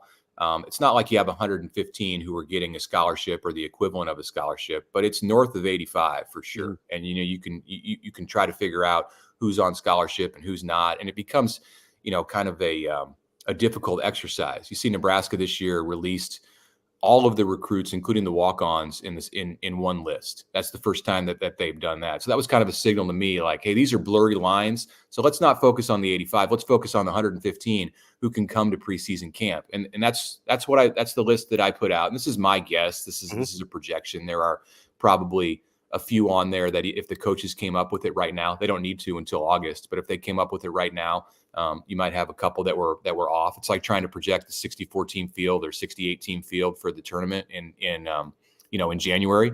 But there's more depth, there's more experience. If you look at it and you go through position by position, you see a number of those position groups, like offensive line, like defensive line, like the secondary, that are really senior dominated. And that's something that Nebraska hasn't enjoyed, at least seniors who have a lot of experience. So they're still a young team. There's still 48 freshmen on that list of 115 redshirt and true freshmen, and just 19 seniors, but they're much further along than 14 months ago when Matt Rule took over, as far as having depth and valuable experience at quite a few spots.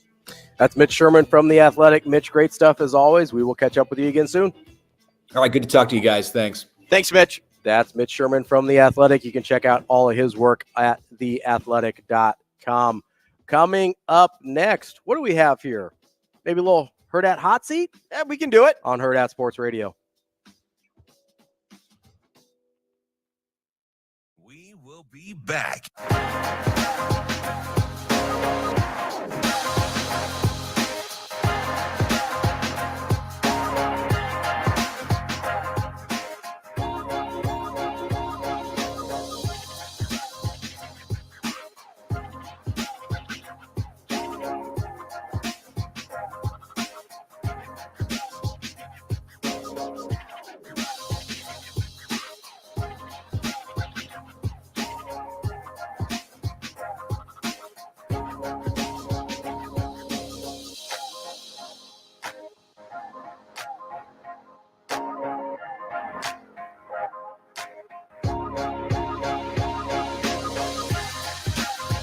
We will be back.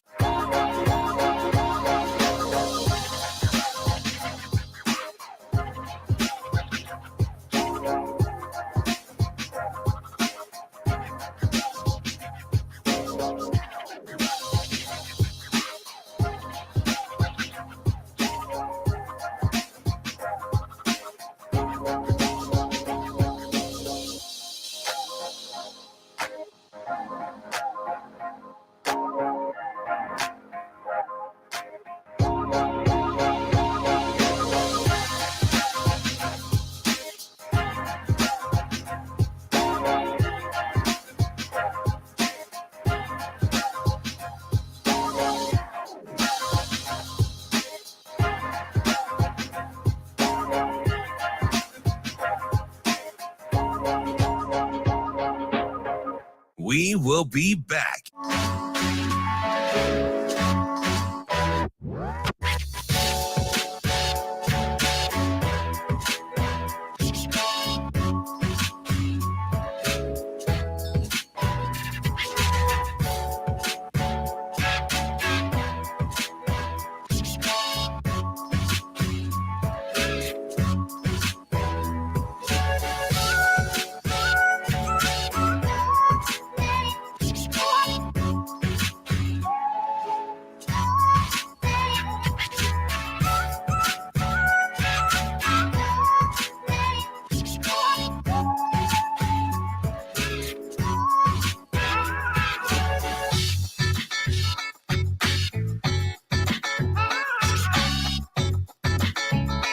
We will be back.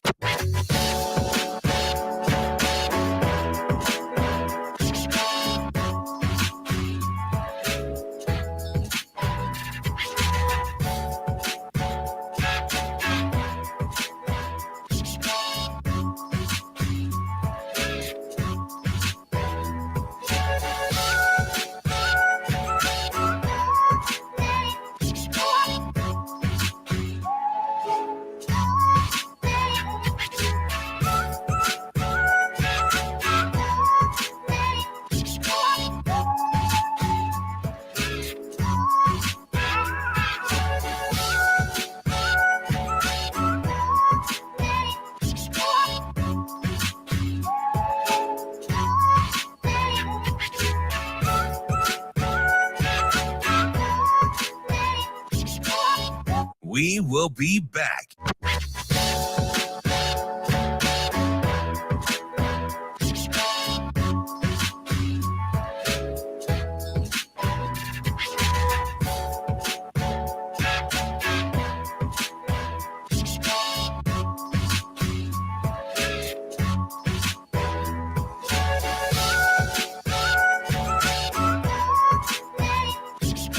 We will be back.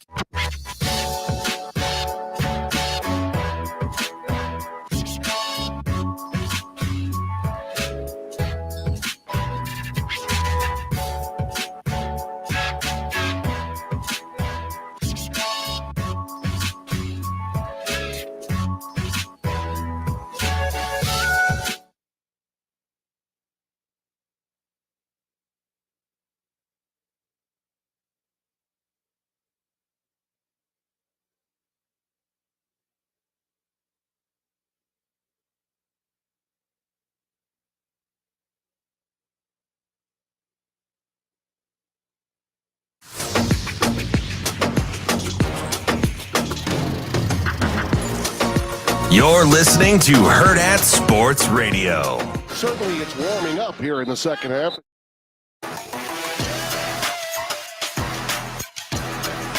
We're halfway through the show here on Hurrdat Sports Radio on AM 590 ESPN Omaha, ESPN Tri-Cities. It is warming up a little bit, at least for one day here in Omaha, Nebraska.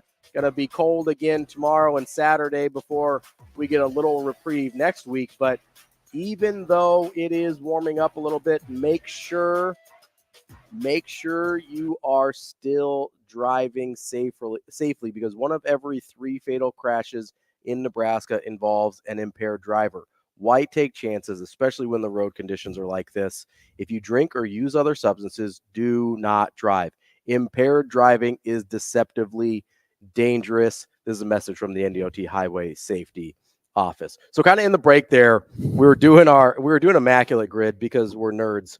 And at first we thought, hey, let's do it during the segment. And then, of course, because Ravi and I are impatient, we just started doing it. We just started doing it. And the categories today are actually really interesting because it's you've got your teams as you do normally. It's the Dodgers, the Giants, the Padres, and the Mets. But then you've got 200 plus career wins, which is a pretty high threshold, and 2,000 plus career strikeouts, which is also a reasonably high threshold as well. So we're going to do that in the next break. Right now, we're going to do a Hurrdat hot seat. We got to finish it up in the next break. Yeah, we got to finish up our immaculate I am proud grid. of my 2,000K Giant, remember. Yeah, what'd you end up there? Gaylord Perry? Gaylord Perry. That's a terrific call. I didn't realize he played for the Giants. And the reason the only reason I know that guy's name is because of Perry the Platypus from Phineas and Ferb. There you go. Phineas and Ferb. That's the trivia wheelhouse that Anna wants to play against me in, apparently. Yeah. So was that on air or off air that she I said think that was on air because she was like, man, you got to find something that he doesn't know. But that's okay. Hurrdat hot seat. Do you want to go first? Yeah, I'll kick us off All here. And this question is funny because it's like 4 questions. Love it. And because we don't have any rules for this segment, I'm like, no, it's a free for all. Yeah. Okay.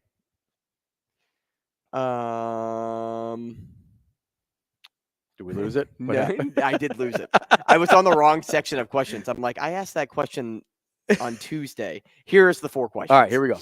All right, you can pick any one you'd like. Okay. If you were drawing up the final shot for your team, okay, who's taking it? Okay. If you're needing 3 outs in baseball, who Okay. are you bringing in?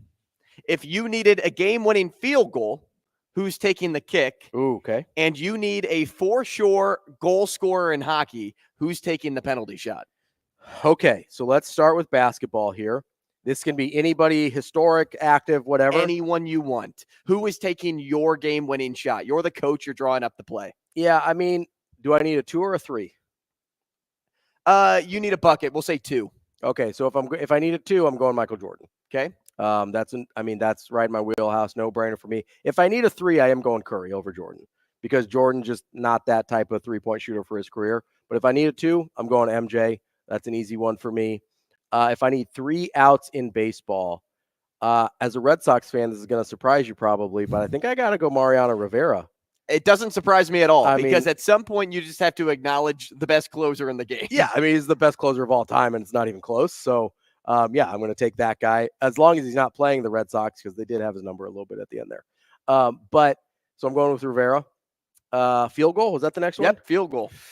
I think I got to go Vinatieri here. I know you're like a Justin Tucker guy, but for all the big kicks that I saw Adam Vinatieri make, I really can't get it out of my head. So I got to go Vinatieri. I still don't know how he made the snowy kick against Oakland. Like, I don't know how anybody. How the ball got up that high. I don't even know how he didn't just fall on his butt. Like, because they only scooped this very narrow path for Shouldn't the ball. have even have ever happened. Listen, the Tuck rule is a real thing. Don't worry about it, Shane. But especially when Adam Vinatieri's kicking game winners for Ravi's team. I don't even know how it happened. So Adam Vinatieri is as easy of a one as Rivera is in my head. And what was the last one? Penalty shot in hockey. Ooh, I mean, this is probably a cop-out answer. I'm just gonna go Gretzky. I mean, one of the greatest scorers.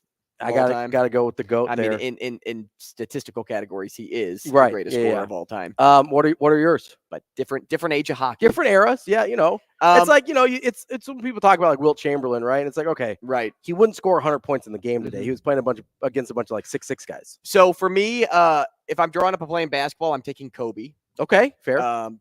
Kobe is the best scorer, like a shooter. Well, this is hard because you can say things and then like they can be argued because of the way that you say them. Kobe as a shooter, both at a 2 and he can shoot threes, but mostly at a 2. Like the way he creates for himself, he doesn't have to get to the rim or anything. Like that's why he's the best scorer in history, in my opinion. He may not be the best player, but in terms of scoring, there was nobody better than Kobe. So that's why I'm drawing up my play for Kobe Bryant. Okay. But like, don't twist the words. Yeah. Because like Michael Jordan, like could be considered the best scorer in somebody else's head, Yeah. but it's not the way that I think about how I'm using Kobe to score this well, point. and part of it's probably era dependent too. Like you saw way more of Kobe live Right. than you did MJ. So like that but even makes like sense. I say he's the best shooter. He's But like Curry can be like the best shooter, but Curry's the best 3-point shooter. Kobe's just like the best overall shooter for me. That's why I'm drawing up my play for Kobe. Kobe might be the best like bad shot maker. Like he doesn't have to get a particularly and good maybe look. that's kind of where I'm like leaning with Like, this. Like, I hey, think- I need a contested bucket. Right. Give me Kobe. Like he might be the best contested shooter in terms of that. So I think I kind of get where you're going there. All right. Next on that list for a closer, I wanted to go with Mariano Rivera just because he's the best, but I'm going to avoid going with the best of the best here. Give me, man, we talked about Trevor Hoffman a little bit there in the break because we were talking about Padres. That's a good one. There was Eric Gagne. I was going to say good. There was a stretch where nobody was better than Eric Gagne. Kenley Jansen was like more my time growing up. Nobody was better than him. I'll be honest. The Red Sox closer I've ever trusted the most was that one year they had Craig Kimbrell. Dude, beast. Like that's how I. Who else did they have for a long time? They had Keith Folk for a long Not time him. before. They had Kimbrell. They had oh my gosh, Papelbon. They had Papelbon. Oh, Jonathan Papelbon. He was a beast for a while. He was really good. Yeah, when it's about closers, for me, it's entirely about like, how do I feel when this person comes into a game? Yeah. Like, and I'm with you. Aroldis Chapman's a really good example of this. Great one. No one could touch him for a while. For a while, but like there was a stretch after that where I was like, I don't trust when this person's in the game. Like, especially when he came in for the Cubs in that World Series game. Yeah, you lose it pretty fast, and it's kind of funny just how it's a gut feeling thing with closers so much. Yeah, and I think about the Cardinals a little bit, and the guys that I would go with Did you have like Isringhausen? Well, they're before my time. Okay. Like Izzy was like in my window, but like Izzy was inconsistent. I always had to hold my breath whenever he came in. But when he was with the A's, he was awesome. really good. Yeah. And then after that, it's just kind of gone all over the place. They haven't found a consistent closer, and even when they had Jason Mott in the World Series, it was like, he was good for like a hot sec. Give me Eric Gagne. Okay. Prime Gagne. Yeah. Just a little off beaten path there because Mariano Rivera is, I think, the easy option. Oh, for sure. Yeah. If I'm taking somebody to kick a game-winning field goal, you know who I'm going with. It's Justin Tucker. Yeah, that's your guy. Justin Tucker is my guy, and I just haven't seen anyone more accurate in their career than him. And I've seen a lot of great kickers over the years. Vinatieri I watched for a long time too because he's played football forever. Yeah, and until his right leg fell off. I thought he was going to start kicking with his left at one point. He probably could. So I'm going with Justin Tucker. As for a goal scorer in hockey, give me TJ Oshie. Okay. So off the radar choice here. Yeah, a little bit. For a penalty shot. But remember what happened in Sochi when the U.S. went into 8 or 9 rounds with Team Russia and Oshie took like 6 or 7 of those penalty shots. Yeah. And watching him dangle Sergei Bobrovsky and end up winning that game in Russia against Team Russia in front of all of their fans. That was the best hockey ending, I should say, I've ever watched. And I saw the Blues win a Stanley Cup. Fair enough. I can respect that. That's a good list there. We're going to do another little section of Hurrdat Hot Seat here to end Jordan the show all day with the game-winning shot. at 9:45. Yeah, I mean, I think it depends on what type of shot you need. Yeah, but he put game-winning shots on the map. I mean, what did you have before that? What's highlighted before that people go back to? Well, Jerry West. You don't have but film. but on the map, You don't I really mean, have film of those things. That's what I'm saying. He put it on he put it on the map. He put it on the map. Maybe he's just born in at the right time. But he was the the guy, and though. look, Jordan's the GOAT. I'm with you. Yeah. But I'm just saying He that put when it on the TV map. became king, like that was prime Jordan. Shane. Game winners existed before Michael Jordan. Maybe. And the highlight films that he's talking about are because that's what started around Jordan's time. Coming up next, we're going to talk So about I'm right then. Ooh, Larry Bird's a good one. Lance chimes in. Larry Bird I would like be Larry great. Bird. Robert Harry is what Amazing Daniel. Robert Horry. Sorry. I saw an A there. I'm looking from a long We've ways got away. Brian Edwards coming up next year on Hurrdat Sports Radio.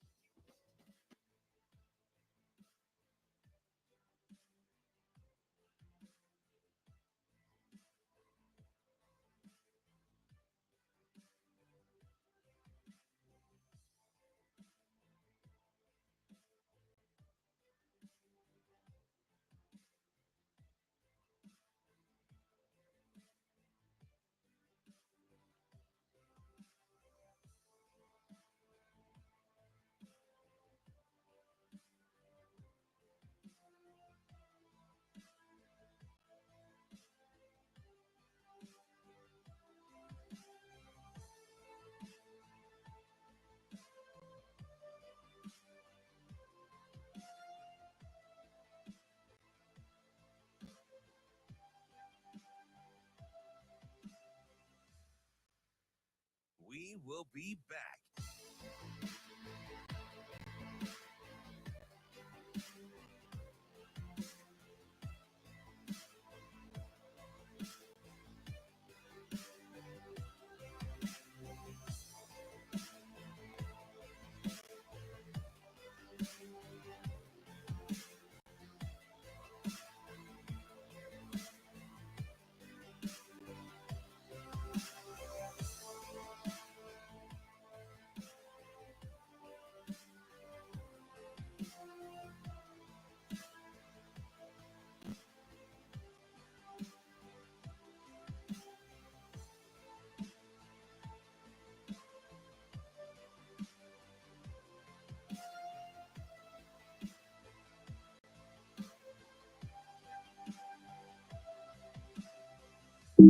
We will be back.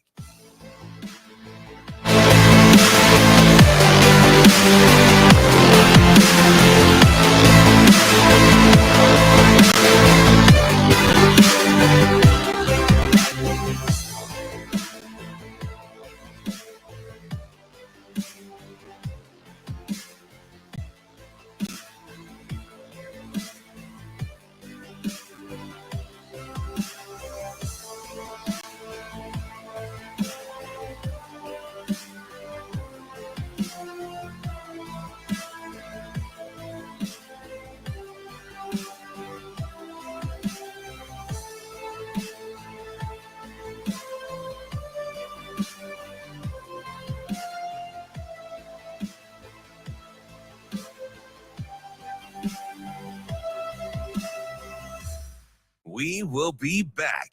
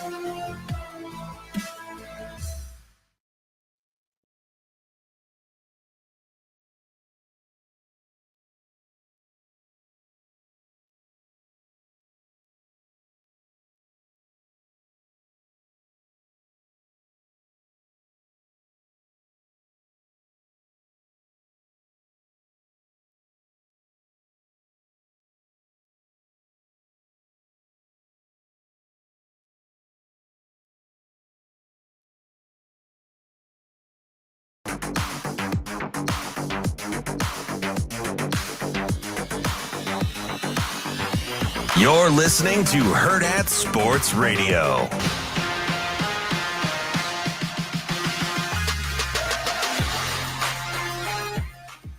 Wrapping up hour number 2 here on Hurrdat Sports Radio on AM 590, ESPN Omaha, ESPN Tri-Cities.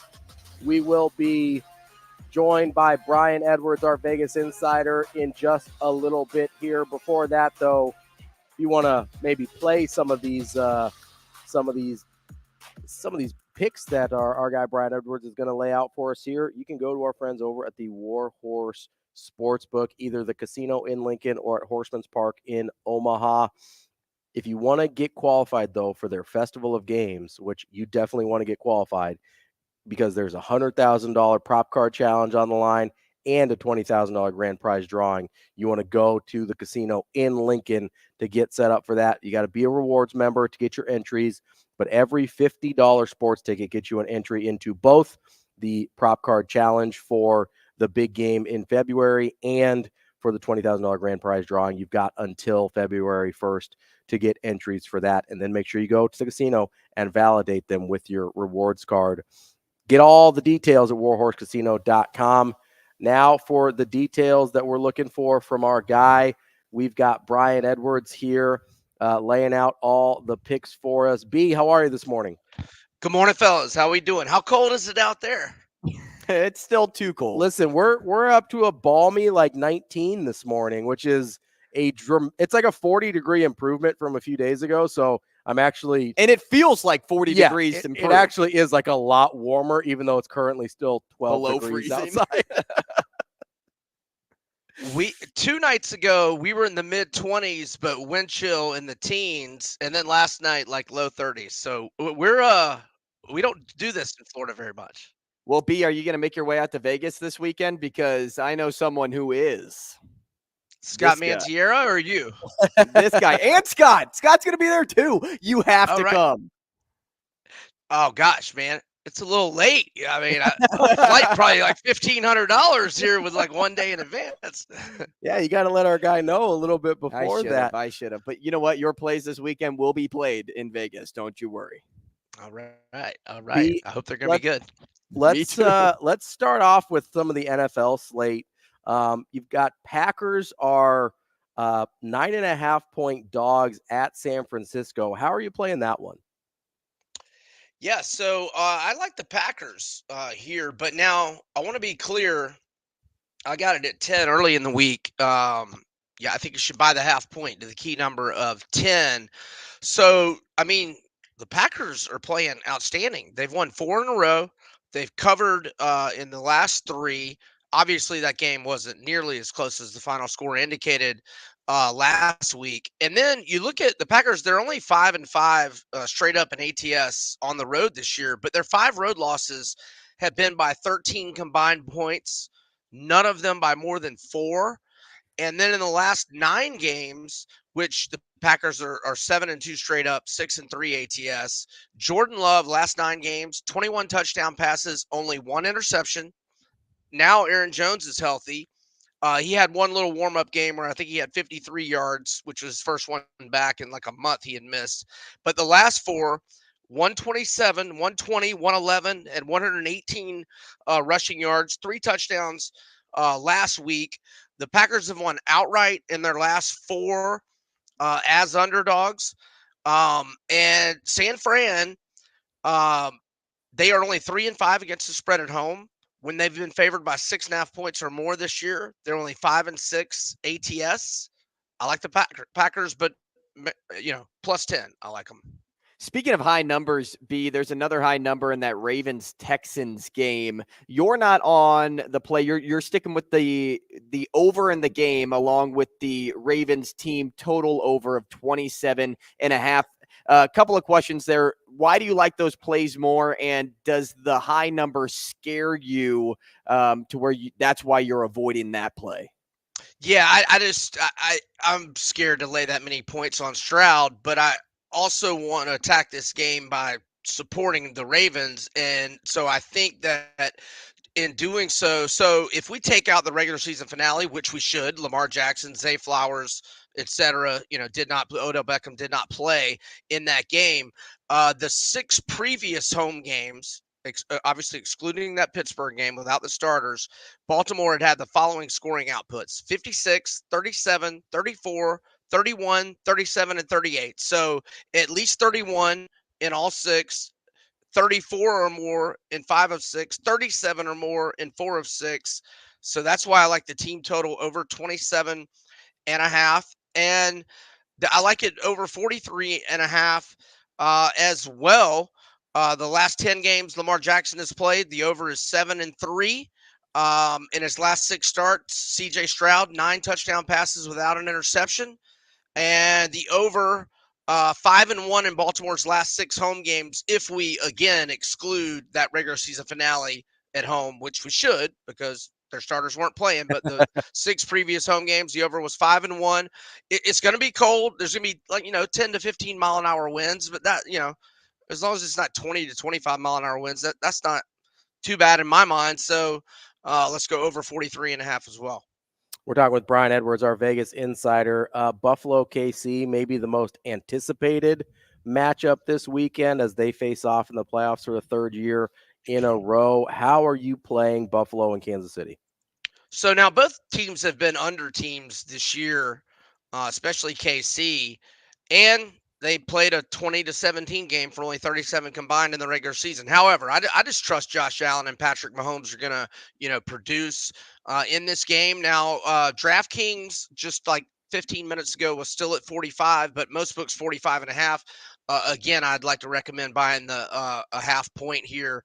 45 is a key number with a total because it's 3 points more than 42, which is a multiple of 7. And again, 10 to 15 mile per hour winds and temperatures in the 20s, but there's not going to be any snow. I think the weather was a lot worse on Monday when they had 48 combined and it went over, and that was against the Pittsburgh's, pretty pedestrian offense. The over is 3-1 for Buffalo in its last 4. Those overs produced combined scores of 48, 48, and 46. And Buffalo's defense got banged up bad. I mean, they were already without 3 starters to season-ending injuries, and then starting DB Taron Johnson got a concussion, so I think it's pretty doubtful he's going to play. A couple of linebackers, Bernard and Spector, did not participate in practice yesterday. Neither did another corner, Christian Benford. And the over is hitting 3 straight road games for Kansas City. If we exclude the regular season finale at the Chargers, which we should, because no Mahomes, no Kelsey, etc. So I'm going to go over hopefully 45 on KC Buffalo. The other game that we have yet to talk about is that Lions game in Detroit. Bucks moving up there. They are playing in a dome for those that are wondering. Don't have to worry about the weather. Don't have to worry about the weather up there. B, you're not much of a money line guy, but if you were to play a money line, it'd be on Detroit. Yeah. So look, if you can get a teaser, so Baltimore's moved to 9.5. So, I don't know how everybody does some people can do a 6.5 point teaser. Some people can do a 7-point teaser. I mean, I think Detroit's going to win outright. I just don't trust them laying the points. But if you want to do a money line parlay or a teaser, I'm okay with a teaser if you can get Baltimore to 3 and verify that your book doesn't make a loss on a teaser, which is kind of archaic, but there are certain books that have those rules that a push on a teaser is a loss. So if it's not a loss on a push and you get Baltimore -3 and then Detroit -1 or pick them, then I would like that teaser. All I'm trying to do is give you an opinion on Detroit, but I don't really have one on the spread. You got to couple it up with another game is what I'm saying. We're talking with Brian Edwards. Good stuff there on the NFL. There's also a UFC 297 main event this weekend. Who do you like there? Yeah, I like Dricus du Plessis. Now, you could have had him like +130 several weeks back. I got him at like +120, I think like a week or so ago. Yesterday, I haven't even looked this morning, I'm sorry. But when I looked yesterday, it was like +105 to +110. I think he's going to, I love Strickland and all. A great performance against Izzy to end his middleweight reign, but du Plessis has just been running through guys, and I haven't seen any props for du Plessis to like win inside the distance, but or the win by the prop for KO, but it'll obviously be plus money because it's a little bit of plus money on the straight bet. But I think du Plessis gets to finish inside of 3 rounds, so that's what I like there. B, if you're anything like me, I like to have these random plays throughout the week, whether it's an NHL game or an NBA game. If you were picking a game in the NBA tonight, what would it be?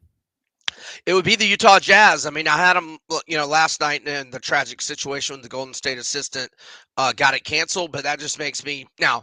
We're dealing with a tougher opponent with OKC, but OKC's dropped back-to-back games, is playing his 3rd game in 4 days, whereas Utah's been off since Monday.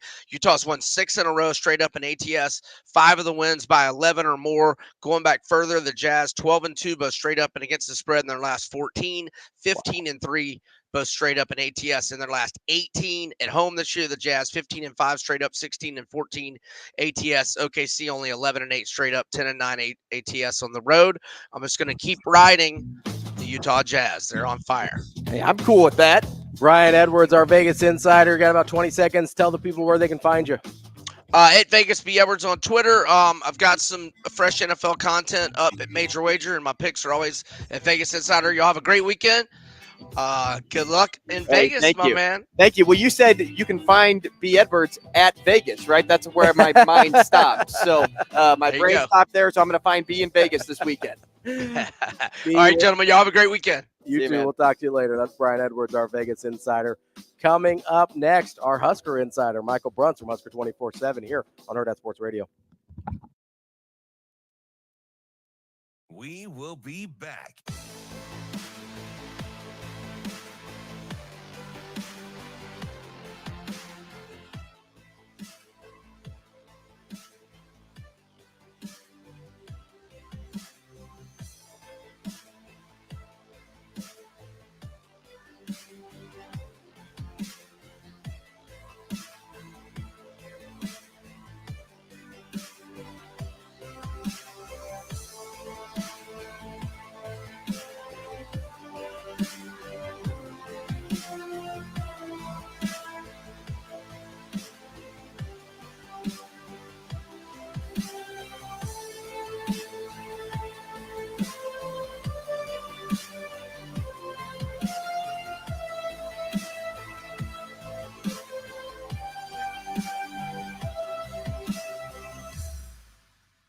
We will be back.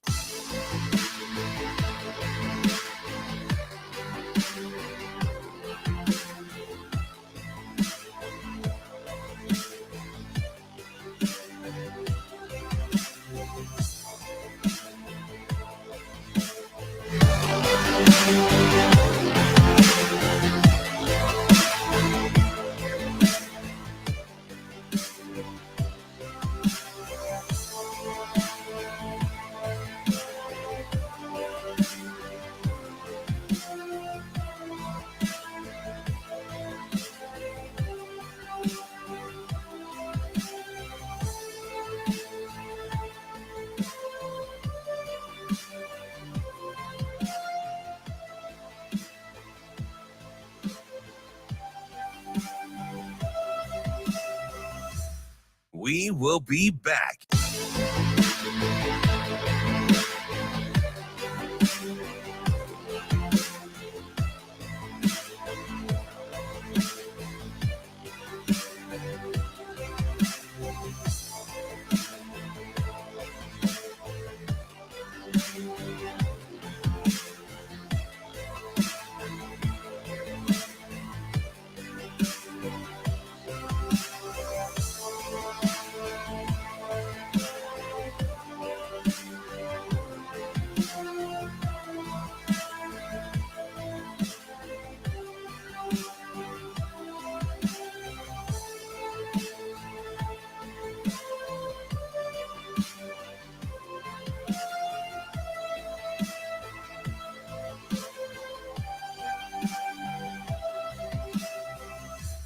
We will be back.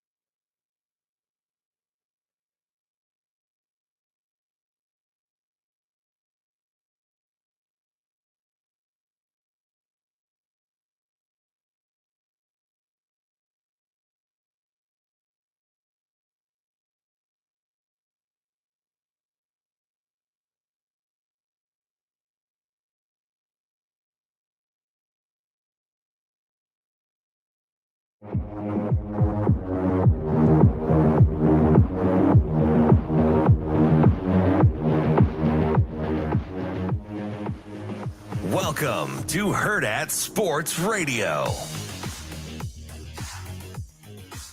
Welcome back to Hurrdat Sports Radio here on AM 590, ESPN Omaha, ESPN Tri-Cities, and for this hour number 3, we are also on KFOR in Lincoln. I want to tell you real quickly about our friends over at Pratt Dental. Pratt Dental was the first dentist in Nebraska to be certified in the BioClear method. Located in North Platte, Nebraska, you can get the BioClear method and modern smile design to correct many aesthetic dilemmas in a permanent and less invasive manner than traditional treatments such as crowns. Because it's less invasive, it takes less time, less waiting. You can get fewer appointments because you can do multiple restorations in the same day. Dr. Pratt in North Platte, Nebraska, and Pratt Dental. You can find them at prattdental.com/bioclear-dental-treatment. That's prattdental.com. Click on their services tab. You'll find the BioClear treatment method there as well. Pratt Dental, creating healthy smiles. Joining us now on the Warhorse Sportsbook Hotline is our guy, Michael Bruntz from Husker 24/7. Bruntsy, what's going on, bud? Hello, how's it going? Hey, Bruntsy, good morning. What's up? How are you feeling after that Nebraska ball game last night where it seemed like they were the better team for about 90% of the game and were unable to shut the door on the road at Rutgers? Not great. I think, you're kind of at the point now, or you were at the point with Nebraska, where you're just kind of looking to just run up wins.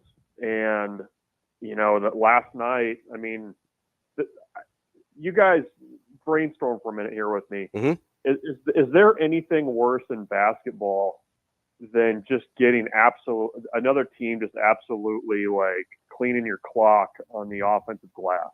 Like, I don't know that there is. It's one of the most frustrating things because you got the stop, right? You got the thing Right. that you needed, and then it's so deflating to then not secure possession.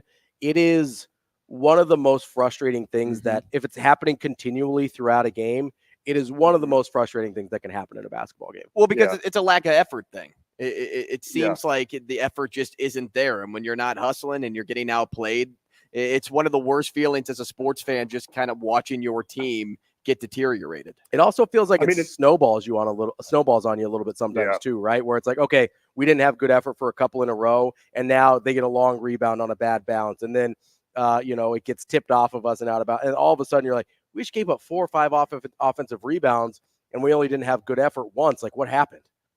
Yeah, it's basically like if you're, you in football, you essentially get a stop, and the quarterback gets out and picks up, 8 on a 3rd and 6 or something like that, and it just keeps happening. Mm-hmm. And it's, there were some plays last night. There was one I stopped and went back and watched it, and there was a rebound to the opposite side that Rutgers grabbed and put back for a layup. And, a couple of guys from Nebraska have their arms up like, you got to be kidding me. And it was just noteworthy to me that the 2 guys that were doing that with their arms up in the air, all disappointed about the way things were going, didn't have anybody nobody within like a arm's length of them to box out. Funny how that works. Yeah. So it stinks. I mean, that was a missed opportunity. And, you stack that with the way that the Minnesota game on the road played out. I mean, you led by double digits in 2 road games in the Big Ten, and you weren't able to close them out. I mean, that's great that you were able to get that lead. But, I mean, you're going to get to the end of February, and you're going to be kicking yourself for both of those games, because those were 2 that Nebraska should have wrapped up, and they would have been, really nice wins on the road. I mean, I think Rutgers, despite what they've done to this point in the season, is going to continue to be a tough team. They always are under Steve Peichel. Minnesota, I think, is, better than what a lot of people expected. And so, I mean, it just kind of stinks. And, oh, by the way, you had Juwan Gary, who's, that one guy that can kind of do the things that we've talked about in terms of rebounding and just being an attitude type guy. Looks to be in not a very good place right now. We're talking with Michael Bruntz, a Husker 24/7. You mentioned kind of the missed opportunities in the road games for Nebraska. The last 2 of the last 4 times out with Rutgers and Minnesota, but now they've lost 3 out of 4 overall, all 3 of those on the road. 2 of them didn't seem like they really came out ready to play. The last one last night, they obviously blew that lead. What is your level of concern as Nebraska kind of heads into this last, third of the season stretch here, where they're probably going to need to win some conference road games to get a spot in the NCAA tournament? Yeah, they're at an interesting spot. I mean, I think it was, you guys correct me on this, but what that Iowa game they played, they basically had not had a full prep in 4 games leading up to that. And I think the back end of the schedule for Nebraska is a little bit more manageable than what they've actually seen in conference so far. So, I mean, I guess there's a positive there. What we still don't know, what the long-term situation is with Juwan Gary. That's extremely important because you were already a little bit thin in your front court depth. He's kind of that junkyard dog that, in games like last night, I mean, he's always seems to kind of come up with that offensive rebound or that putback or that hustle play that kind of really gets guys going. And I don't know who kind of slides into that role if he's not there to do it. So that's a concern for me, big time. And if he's out for any stretch of time, you got to find a way to keep Josiah Allick in the game and out of foul trouble. I know that's been kind of a battle they've been fighting all year, but the margin of error gets a lot thinner without him. And, the one thing you can say, though, I think Nebraska has been able to weather these types of injuries before. I mean, they did it last year with Gary and after he left the shoulder injury. So maybe you reinvent yourself a little bit. I think Fred has the ability to do that, but it's just kind of the double sucker punch last night of the way you lose. And, oh, by the way, you also, look like you might be without a key player for a little while too. Well, okay. So you've been asking us to help you brainstorm a bit, help us brainstorm a bit. Cause we're talking about potentially a huge piece of this team missing significant time. If there was one player to step up, who would that be for you? Would it be somebody that is already a fringe starter in CJ Wilcher? Would it be somebody like Eli Rice potentially? Who's kind of been the one that you're going to throw that need upon?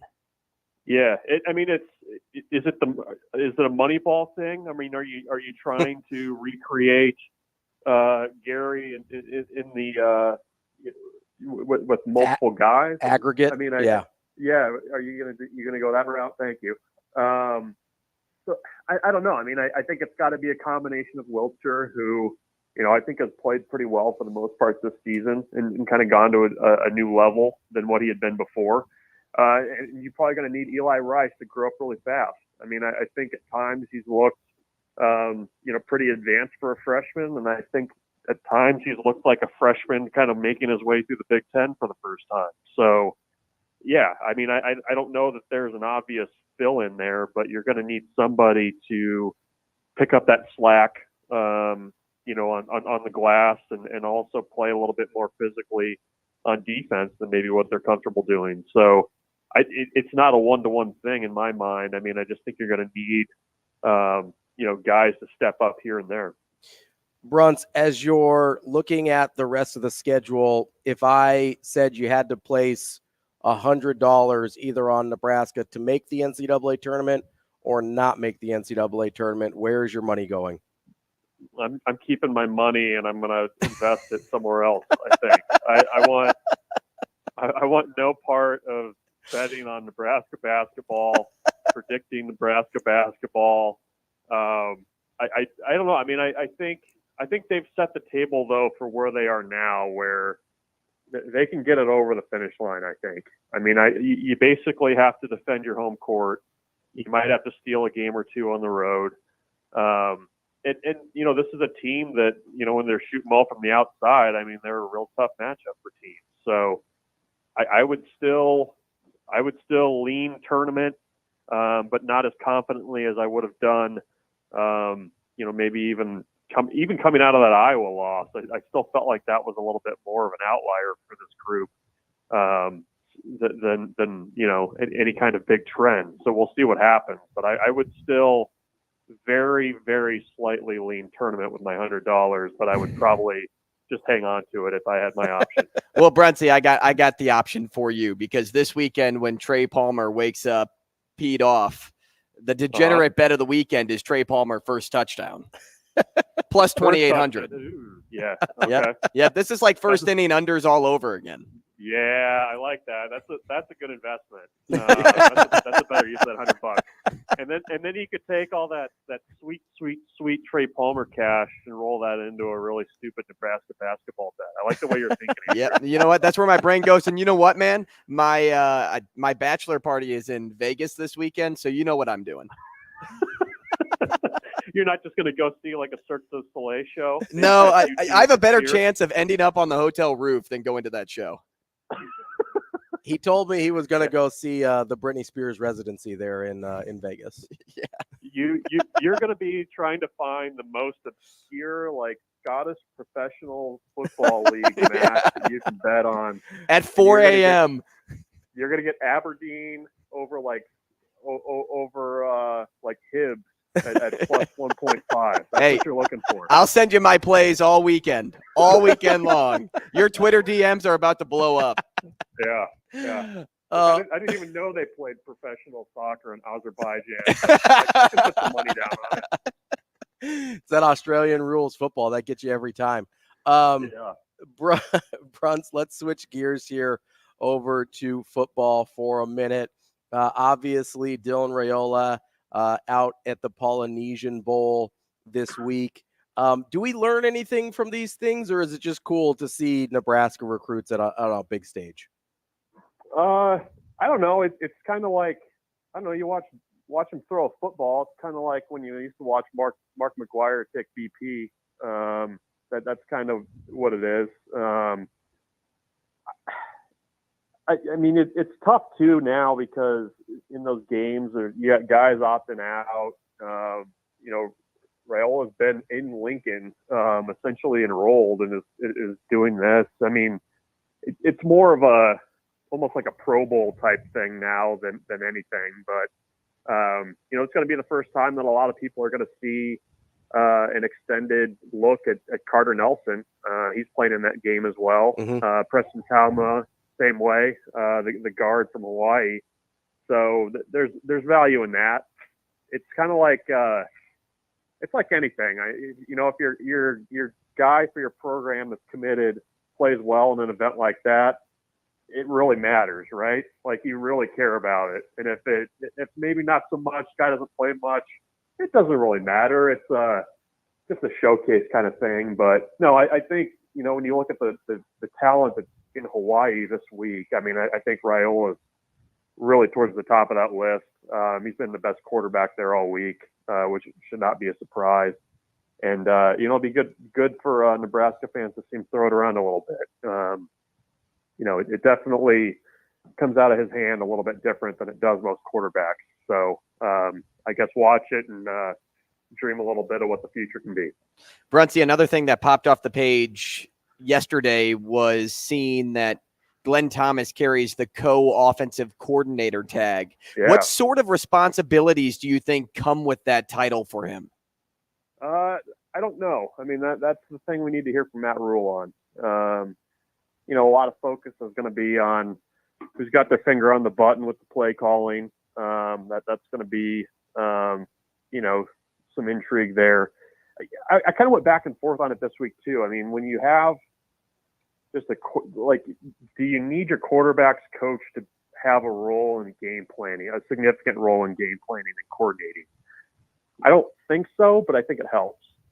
And, I think the one thing that will be a benefit to Nebraska with, the reunion of Thomas with the staff and guys he's really familiar with, you kind of know how everybody works. You know what everybody's looking for. You're probably speaking close to the same language in terms of verbiage and how you want to do things. And that's good. I mean, it's not, a continuity situation, but it's pretty much as close as you can get to one. And I think that that's really important when you're going into the second year of an offense and kind of what they're going to do. So I don't know. I mean, I'm eager to kind of see and hear what the breakdown is there and how things kind of go. But I mean, I think, getting somebody in place a little bit different than Marcus Satterfield, the quarterbacks, is a good thing. And, to have that guy in place on campus as you're starting winter conditioning, I think that's really important too when you're bringing in two really talented freshman quarterbacks and you're trying to develop Heinrich Haarberg, based beyond what he did last year too. We're talking with Michael Bruntz, Husker 24/7. Bruntz, do you think that we will get an answer from Rule about who is specifically calling the plays? Or I don't know. I just keep thinking about somebody asking him that question, and I keep getting this answer in my head of maybe he's going to dance around it a little bit. I mean, do you think we're going to get that answer at some point? Well, you got to at some point. Maybe they haven't figured that out. I mean, maybe Satterfield will keep doing that with input from Thomas. I don't know. I mean, I think that's a question that you kind of have to answer. And, I think if Matt Rule is prepared to give an answer, he will. I mean, I think he's very aware of what the conversation is, among the fan base and out there with Nebraska fans. So it would not shock me at all to get an answer on that. I mean, maybe that still needs to be determined, but I don't think that, that they went into this, kind of not knowing what the plan would be and kind of laying out pretty clear directions on who would be doing what. Because I think in order to even have that conversation with Glenn Thomas, I mean, you need to know that. And I mean, I don't get the sense that there's too many things that to this point Matt Rule has refused to answer that don't eventually come out. I mean, he declined to answer the coaching thing at the signing day press conference, but I mean, there was a plan in motion there already. So you got your answer, I guess.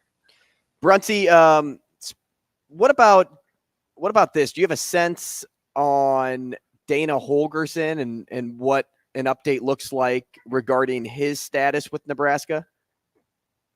Yeah, I mean, I think it's still, I don't think there's an update. I mean, I think, the involvement there, what we had been told was always that it was going to be more of a potential off the field role, not a quarterback's OC type role. And, I think that, there was at least from Nebraska's perspective, there's interest from Dana's perspective, there was interest. And it was just that there wasn't like an accelerated timeline on making that decision. I mean, I think that the idea of burnout from what happened at Houston, I think, is a real thing. And kind of taking a little bit of time to catch your breath a little bit and kind of see what the next move is going to be. So, I mean, just because, that nothing's happened yet, I don't think that necessarily means that it won't. I mean, maybe decide that, not a good fit now. You're going to go sit on your buyout money and watch football this season. But I mean, I don't think that there's a rush timeline on any of this, especially because it looks like it's probably going to be an off the field thing anyways, where you don't necessarily need to be there right away in January and plugging away. Bruntz, we've got about 4 minutes left with you here. I want to change gears because we are less than a month away from the start of the Nebraska baseball season. I know that's always a very special time of year for you. What are you looking forward to here as we're now, 29 days away from that opener against Baylor at Globe Life Field? Yeah, they get started with practice, a week from Friday. And, with this team that you lose, you just start with the lineup. I mean, you're trying to replace Max Anderson and Bryce Matthews. That's no easy feat. I mean, those guys were damn good college baseball players. The lineup wise, I think there's probably going to be a little bit more balance in what they have. I think a guy to watch as a potential breakout from last year's team is Dylan Carey. He played third base last year. As a freshman, did pretty well. He's going to probably be moving over to shortstop this year. And was just an absolute terror during fall ball for Nebraska pitching. hit almost 400. Had really kind of made some changes that added a little bit more pop to his bat as well. So I think he's a guy that fans need to kind of have on their radar really early as a potential breakout guy there. And then pitching wise, I mean, you're replacing your top two starters on the weekend from last year. You got to find somebody that can kind of be that Shea Shanneman role. And I think when you look at the way Nebraska's roster is constructed right now, they have a ton of pitching. And a lot of what they did in fall was just trying to figure out who fit where, what roles guys could handle, and just watching them compete. I mean, I think that's the big thing for Rob Childress is seeing who could kind of handle the lights, who was willing to, get in there and pitch with just a fastball and a changeup. That was one thing they did for a couple of weeks during fall ball was really challenge those guys to get in there and be competitive. I think Drew Christo is coming off a great summer. He had a great fall. I know they're really high on what his potential can be. He's a potential weekend guy for Nebraska right out of the gates. They've got like 6 or 7 guys that they see as potential starting pitchers on the weekend. So they've got to figure that stuff out too. But I would definitely kind of keep the roster close that first weekend because there's a lot of new names and faces. But I think they've got the potential to be a strong team this year. I think they really like the group they've got. It's super competitive, and we'll kind of see how all the pieces fall together once they get going on next Friday. Bruntz, I don't need a long explanation for this, but I asked Ravi this question about a half hour ago. Got about 1 minute. I'm looking for your person. If you were drawing up the game-winning shot for somebody who's taken it, anybody all time, same question for you need 3 outs in baseball, you need someone to score a penalty shot in hockey, and you need a game-winning field goal. Who are you taking in those categories? Oh, man. Okay, so I need a game-winning shot. Yep. The obvious answer is Michael Jordan. I need what do I need? A penalty shot? You need a penalty shot in hockey. All time? Give me Jaromir Jagr. I want that bullet flowing as he's going towards the goalie. I'll go Jagr for the penalty shot. You need a field goal. What were my other game-winning field goal? Yep. Give me Rich Karlis, the former Denver Broncos kicker. We are going way off the beaten path. Because everybody knows that barefoot kickers are significantly better than shoed kickers. So I will go Rich Karlis. And you need a closer. Closer. 3 outs. Mariano Rivera, what the heck? He couldn't think of somebody super crazy. I'm surprised we didn't get Jason Elam for you on the kicker, your old Broncos guy. Yeah, I thought about Eckersley because you gotta like that and you gotta like that facial hair. So there you go. That's our guy, Michael Bruntz, Husker 24/7. Bruntz, we'll talk to you again next week. Thanks, guys. Hey, see you, man. Coming up next, we've got Sydney Hilly from your Omaha Supernovas here on Hurrdat Sports Radio.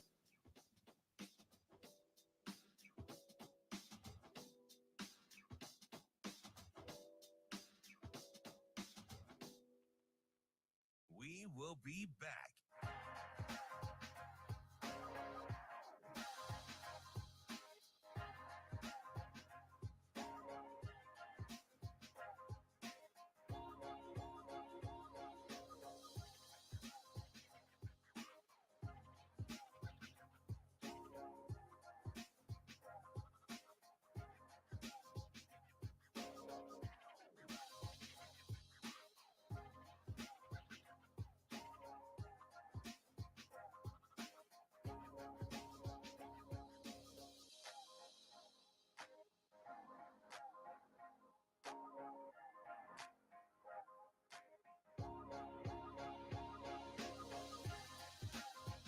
We will be back.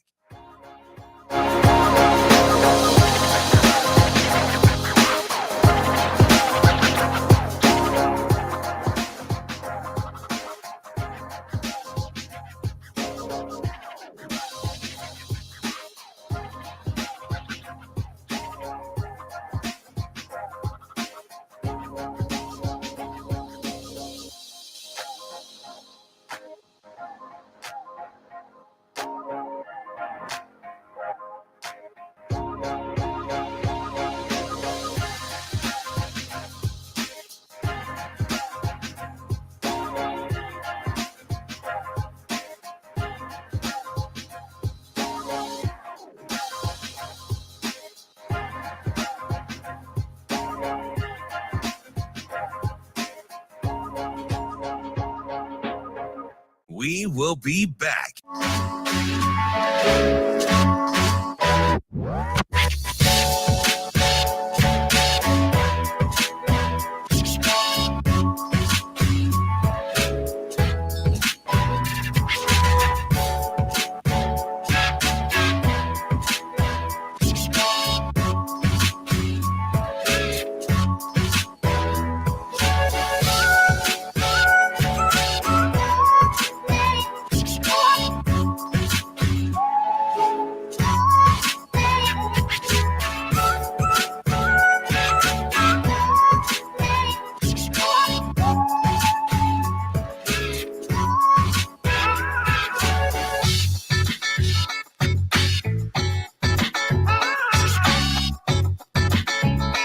We will be back.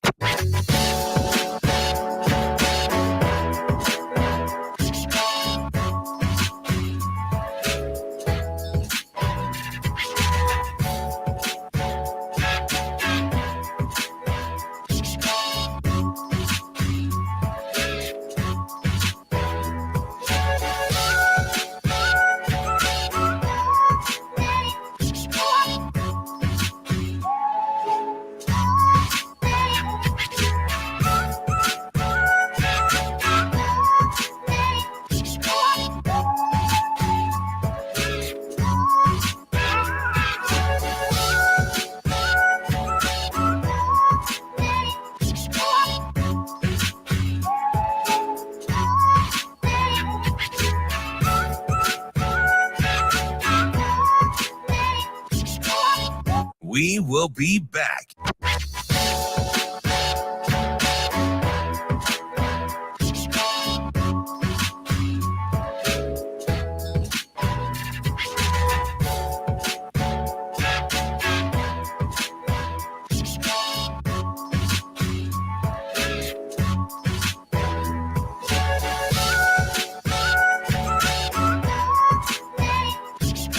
We will be back.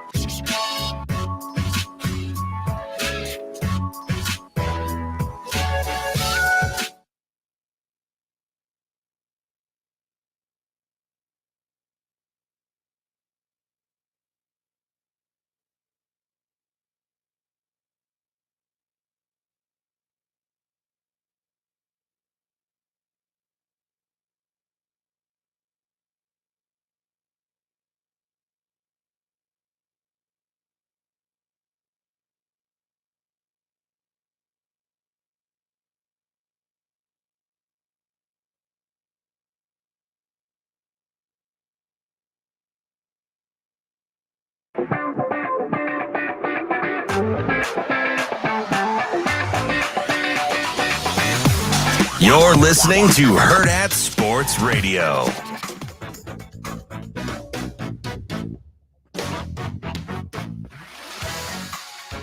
Welcome back to Hurrdat Sports Radio here on AM 590, ESPN Omaha, ESPN Tri-Cities, and KFOR in Lincoln. We are live on Twitter, Facebook, and YouTube, and live from the Hurrdat Sports Bar and Grill. I'm Ravi Lulla. Andrew Rogers here with me. Hey, man. We are efforting Sydney Hilly from the Omaha Supernovas right now to talk with her, as the Supernovas are less than a week away from their home opener. Gave away 4 tickets yesterday. We did give away 4 tickets. We'll give away 4 more on the night of the game. Wednesday itself. But it's in the morning. Yes. So you'll get the tickets in the morning so you can go to the match. We'll do another trivia contest on Wednesday. I unfortunately won't be here on Wednesday next week, so someone else will actually have an opportunity to win trivia for once. Oh my goodness. Who am I? Maybe I have to have Anna come up with the questions. Oh, so Anna's slotting in. Yeah. And then I'll face off against Shane. I think that's a good matchup. That would go. I'm not like great at trivia. I love trivia, but I'm not great at it. You're more like host. You're a very good like game show host. Yeah, I am very Drew Carey. I am not much James, whatever his name was from Jeopardy that won all that money. James. Oh, what was his name? It starts with an H. He's a professional sports bettor. Yeah. Well, I remember Ken Jennings and then James. Oh, I should have just went with Ken Jennings because that's the easy one. Yeah, James Holzhauer. Holzhauer. That's what it is. Shano, do we have Sydney? Yeah. Okay. So we've got Sydney Hilly here from the Omaha Supernovas on the Warhorse Sportsbook Hotline. Sydney, how are you? Good. Thank you so much for having me. Good morning, Sydney. It's great to have you. We're super excited here at Hurrdat Sports, just a little less than a week away from the debut, not only of the Omaha Supernovas, but also of the Pro Volleyball Federation. What are kind of the feelings going through your mind right now as we get closer and closer to first serve? Yeah, I'm just super excited. I mean, I feel like we've been waiting for this a long time, and now it feels like it's real. And I'm just so excited to play the first match and see all the fans show up to the CHI Center. So that's something we've all been looking forward to for a really long time. Maybe a way to branch off of that question, a quick follow-up, but something that's more, individualized to you. What is something you just can't wait for as you think about the lead up to the inaugural match? I think something that I chose Omaha for is the amazing fans around. You know how the Husker volleyball fans, they're super loyal to the team. They show up for every match. They're really passionate. And I'm just really excited to have them on my side instead of when I played against the Huskers in college cheering against me. So now I can have those awesome fans on my side. So that's something I'm looking forward to. Well, Sydney, you mentioned you are very familiar with Nebraska volleyball fans from your time being on what we call the wrong side of the rivalry, but you obviously played for Wisconsin in college, got yourself a national championship. So that's obviously a great accomplishment. But what did you kind of learn about the way the state of Nebraska, kind of what they think about volleyball, how they feel about volleyball, and how much did that draw you to the Omaha Supernovas?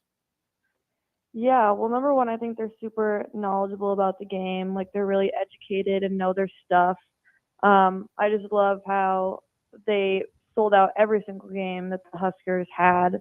And then if you're traveling to an arena, like, they come to every away game. It's super awesome. And I was lucky at Wisconsin to also have really good fans, but I knew that Omaha would get a huge draw from those Husker volleyball fans. So we're hoping to have the greatest fan base in PVF, and I think that we could definitely do that. Sydney, you've played professionally in Turkey and Puerto Rico. I know you haven't had your first match here as part of the Pro Volleyball Federation yet, but what so far has been some of the differences between playing in other countries or in Puerto Rico and playing here in the U.S.? Yeah, I mean, there's a lot of differences. I mean, number one, everyone speaks English, which It's helpful, makes life super a lot helpful. easier. But also, I guess, just the time difference and being able to still talk to friends and family and still have those connections with everybody. I mean, in Turkey, it was like a 9-hour time difference, which made it very difficult. Third, I also have a job on the side. I'm also a scientist, so being in the U.S., I'm still able to keep that job, which is really awesome. Best of both worlds for me. But just, I think being close to friends and family is the number one thing that I'm really appreciative of. So we're talking to Sydney Hilly of the Omaha Supernovas. Okay, you mentioned that you're a scientist as well. I'm reading the notes here on you, and I'm looking, okay, degrees in genetics and genomics and a graduate student in applied biotechnologies. And I'm sitting here going like, okay, when you went into college, like what made you want to go into those fields? Because that is not an easy field to go into and be a student athlete. Like what made you want to do that? And how did you balance that being a high level athlete?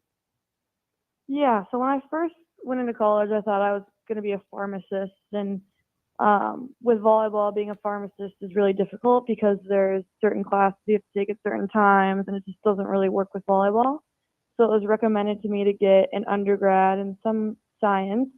And in high school, I really liked studying genetics, so I kind of went down that path. And then when I was actually getting that degree, I realized that it's actually super cool and it can help a lot of people in the healthcare field. It's kind of an up and coming field, so I was super excited about that.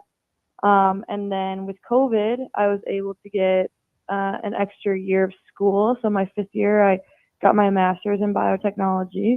But I think one thing that really helped me manage volleyball and a harder degree is just, well, number one, time management, but also just like being where your feet are. And so like when you're at volleyball, you're not thinking about the homework assignment you have or the test you have the next day. You're thinking about volleyball. But when you're at home and you're doing your homework, you're only focused on that. All the other distractions are put away. And I think that's something that really helped me, is just stay where I was. You know, Sydney, you're someone that's been on the big stage your whole life. Ravi listed off some of your achievements in your volleyball career and where you've played, and you've played just on the biggest stages. If you think back to when you were just 10 years old, could you ever imagine you'd have the career you have today? No, I don't think so at all. But I think one of the greatest things about having a professional volleyball league in the U.S. is now young girls like me at 10, I would have someone to look up to and be like, hey, I want to be a professional volleyball player. Whereas before, that really didn't exist. I mean, I looked up to college volleyball players and maybe some like Olympians. But now it's like so much more visible, and I think that's something that's super exciting. And I know that when I was 10, I would have loved that. Yeah, Sydney, I mean, you kind of mentioned that there, but it is a big deal to be able to look at something and say, okay, my career doesn't have to end in college, but I can have a professional career in this. Is that maybe part of the motivation between maybe not just you, but also maybe some of the other players in this league of wanting to be committed to this because of what it might do for younger generations? Oh, 100%. And, you know, we've talked to some other women who have played volleyball, and they say, oh, I wish this would have been around when it was my time. And so it's just kind of cool to be a part of history and hopefully be a part of something that's going to give a lot of opportunities to other girls who want to play professional volleyball and stay in their home country. So I think that's definitely a huge part of it. Is we're building something that's hopefully going to be around for a long time and give girls an opportunity to live out their dreams. Sydney, last question here, and then we'll let you go. Do you have family coming down for the first match? Yeah, I do. Mom, Dad, and my grandpa and one of my aunts are coming down. So I'm excited for that. And you mentioned mom and dad, both high-level athletes at North Dakota State in their day as well. They must be proud of all that you've achieved as not only a collegiate athlete, but now a professional one as well. Yeah, and they've just been a huge support, and I wouldn't be here without them. So I'm so appreciative of everything they've done for me. That's Sydney Hilly of your Omaha Supernovas. Sydney, we appreciate your time. Thanks for joining us, and best of luck in just a handful of days as you kick off the Pro Volleyball Federation. Thank you. Thank you for having me. That's Sydney Hilly of your Omaha Supernovas. Remember, you can go to supernovas.com to get tickets, both season and single match tickets available at supernovas.com. You can also win some tickets here from Hurrdat Sports Radio on Wednesday, match day. Yeah, and the good news is the trivia god won't be here. So you have a chance to win. You actually have a chance to win. That was Sydney Hilly. We really appreciate her time here on a Thursday. Coming up next, we will do part 2 of Hurrdat Hot Seat here on Hurrdat Sports Radio, AM 590, ESPN Omaha, ESPN Tri-Cities, and KFOR in Lincoln.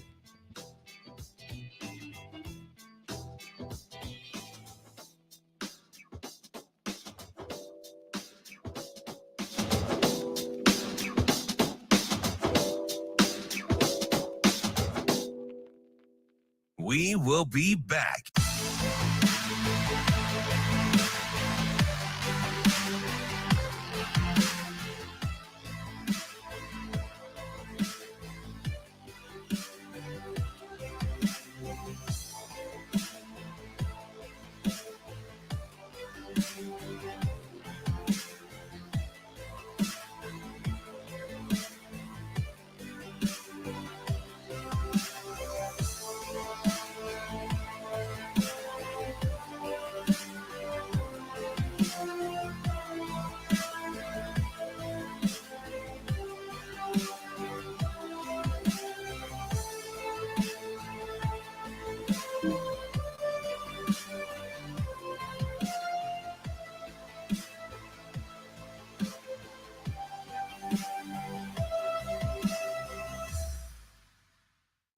will be back.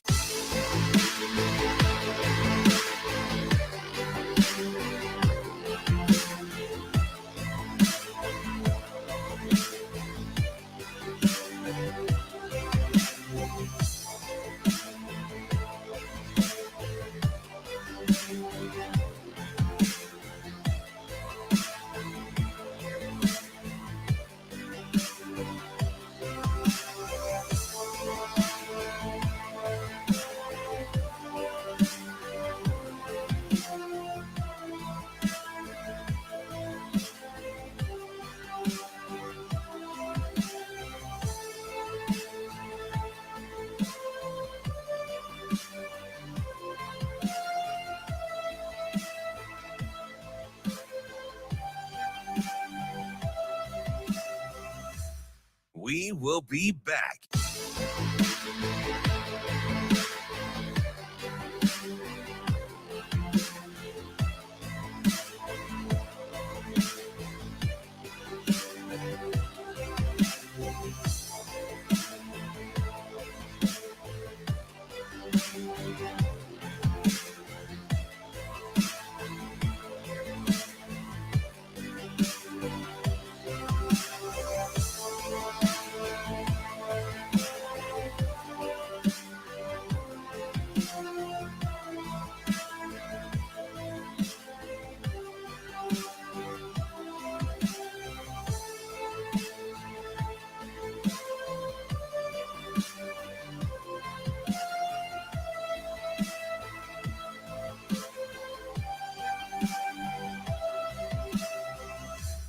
We will be back.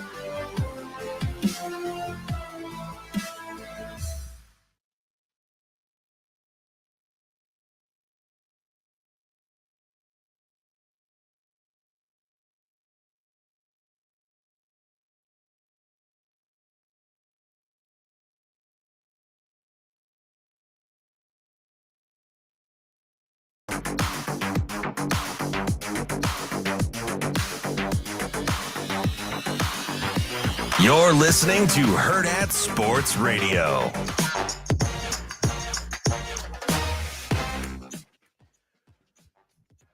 Wrapping up the show here on a Thursday on Hurrdat Sports Radio on AM 590 ESPN Omaha, ESPN Tri-Cities, and KFOR in Lincoln. We're on Twitter, Facebook, and YouTube on the video stream as well.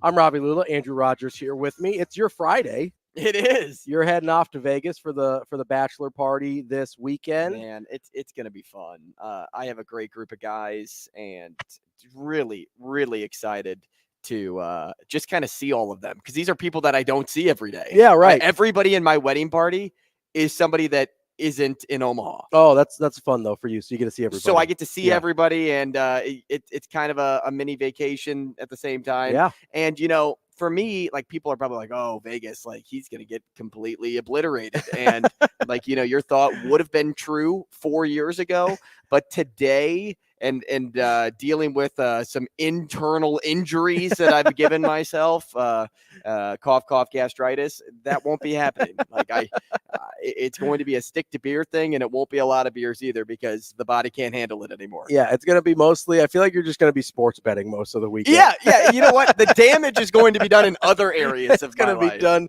to your bank account, not to your liver necessarily. So that's okay. Your bank account can recover a little easier than your organs can. Amen. So he'll have fun there. I'll be here with Avery Howard tomorrow.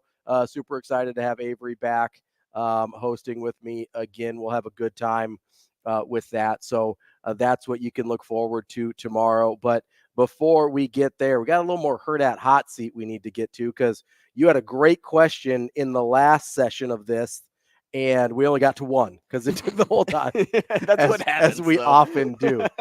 So I've got one. Yeah, kick us off. That I'll be honest, I didn't come up with this one. This was one that I saw on a TikTok clip of the Kelsey Brothers podcast. Oh, New Heights. I don't know if this is a new episode or not because those TikTok clips come from all over the place. So this might have happened months ago, but I thought it was a good question, and we haven't talked about it. We both have iPhones, right? Team Blue Text, Yeah, Team Blue. We both have iPhones here. If you could only keep 5 apps on your iPhone, not included the ones that like come preloaded. So like sure. Okay. Your messages, Well, your that's calendar, the weather, like all of those are like your photos, you're fine. Anything that comes preloaded on your iPhone, you get to keep, right? But 5 apps. Yep. I've got 3 right off the bat that are non-negotiable for me. Okay. One of them's not like fun. What I keep track of my blood sugar on my phone. I've got a Dexcom app, so that's a non-negotiable. I mean, you can get rid of that. Yeah, okay. We won't count that one. No, I'm saying like you don't. Need that no, app. I do need that. I mean, technically, it also goes to my pump, so technically, I could get rid of it. Yeah, your pump's like your pager. Maybe I will get rid of it. I forgot that I do get it on my pump too, so I actually won't keep that. Amazon's number one for me because I order so much crap off of Amazon to the point where, like, I would. If I don't need something right away, I will order it off of Amazon to avoid going to a store. Like that is the level. I blame COVID for this because it went from like, got to go to Target once a week or every other week or whatever to it's like, nope, this is getting delivered to my house. I'm not leaving. So that is Amazon is a non-negotiable for me. Another one that for me is an absolute must is I think because of what we do for a living, Twitter X like is a non-negotiable. I can deal with some of the other, like I could get rid of Facebook tomorrow and it wouldn't be a problem. That's what's hard for me because part of my job like is having TikTok, Instagram, Facebook, and Twitter. So that's 4 of your 5. So right I'm there. like, can I like remove the job from this? So here's what I'll do. Here's what I'll do for you. I will let Facebook and Instagram be one because Meta owns both of them. Okay, huge. But I think that's the best I can do. Well, that helps a little bit. Okay, here's what I'll do. Because Twitter X has to be one for me. Technically, because correct me if I'm wrong here. Technically, with your job, you could film the videos and make somebody else post them. That is true. So you sometimes I do that. So our team is great about posting my content because I have to have like time. TikTok. Yeah. Okay. That's a good call. So I'm going to keep X. That's a total non-negotiable. The fantasy football app I have to keep. Okay. Because as much as I can go on the laptop and do it, it is. I check it so often. Yeah. I check it almost like Twitter. And why should I? Because it's not like there's nothing changes in my lineup unless I get an update of, hey, this person's questionable. And even when they're questionable, they tend to be like, oh yeah, they're still on track to play. It's almost like a nervous twitch though, almost. But I play fantasy football, I play fantasy baseball, I play all this, and it's all on Yahoo. So I need that You app. need the app. Okay. The ESPN app is huge for me too. Yeah. And the reason it's huge because you have ESPN Plus on there. Yep. And you can hit watch and you can get a lot of the games while also checking the scores. So those are top 3 for me right now. What's your third? Okay, so what did I have so far? I've got Amazon, and I think I kicked out Dexcom because I can check it on my phone. But I did X, so that's my 2. ESPN is a third for me. Like that's a non-negotiable. I have to have that one. My 4th one is my banking app. I do a ton of my banking on my phone. Call. And really good. I could technically do it on my computer, but I like having it where I can change it, whatever, and I don't have to be at a laptop or I don't have to go to a bank branch or whatever. So the banking one, I think I have to keep. That's 4 for me. Yeah, DraftKings has to be on there for me. Okay. The sports betting app. Sports betting. But the problem with that is, like, because I pay my credit card bill on my phone too. You mentioned banking. It's not like it's a different app for my credit card bill. I'll give you one for financial. Just call it one. Oh, okay. One app well, then financial. I need a financial app. Okay, yeah. Because I need Venmo. I need my bank. I need to pay my bills. Financial is 1, and then DraftKings, that would be 5. My 5th one, I think this one's tough. But I don't actually need DraftKings. Like, I could give up sports betting. Well, or you can just go to our friends at Warhorse, go over to Horse. That's a good one too. Yeah. You know what? Living in a sports betting state, I'm not used to living in a state until like recently, until Iowa. Yeah, because when I lived in Missouri, obviously it's not there. And here, even when I first moved, it wasn't free. So I had that's a good one. Warhorse. Can't forget about my friends. I can remove DraftKings, so I'm back to 4. Okay, number 5. Mm-hmm. So this is tough. My fifth one is tough as well. What's up, Shane? Do you guys entertain leaving an entertainment app up there, like a Vudu or a Netflix like a music app or anything like that? I don't watch stuff on my phone that much. Spotify was a close one I was thinking about. But mine comes with Apple Music, and I use Apple Music instead of Spotify. And it comes with the podcast app. But I use the podcast app more than Spotify, which is why I didn't lean right away into Spotify. I use my Apple loaded podcast and music app, so I don't have to worry about that one. I'm debating between 2 right now. Okay, what's the argument? Email is one. Okay, so I think I could migrate to the preloaded email if I had to, because there is a preloaded. I hate that. I do too. I hate it with and passion. I don't use it, but if I had to, I think I could. And the other one, weirdly, is my my car app, so I can turn it on, so that in cold weather like this, it'll be warm when I get in. That's a good one. Because I don't have the key fob thing. Oh, see, I've got the key fob. I only have it on my phone. So that's why I'm between those 2 right now. Honestly, I think you got to go car there. I think you do. Dude. Or you could just buy a new car that has the key fob. But see, I don't even know if I guess some Ford vehicles do. Oh, okay. But they use an app called Ford Pass now, right? But they don't. That's why, but they don't have it's a physical button on a lot of them. No, I don't think. Ashley just got a new Escape. Okay. And she has the trunk button, which I don't. Okay. But she doesn't have the car starter on there. Ooh, okay. That's tricky. Guys, I think I'm gonna go with I gotta turn my car on. I gotta turn it on. I need it warm. Oh man, my 5th one's difficult because since we eliminated some of the ones that I thought I was gonna use, it becomes a little trickier here. I'm getting rid of Teams. I don't need that. You can get a hold of me on my computer or text whatever, me, guys. You can text me, not a big deal. Man, there's a part of me. I know I'd be way more productive if I got rid of like TikTok. So I'm not just like scrolling endlessly and kind of doom scrolling. This is embarrassing here a little bit.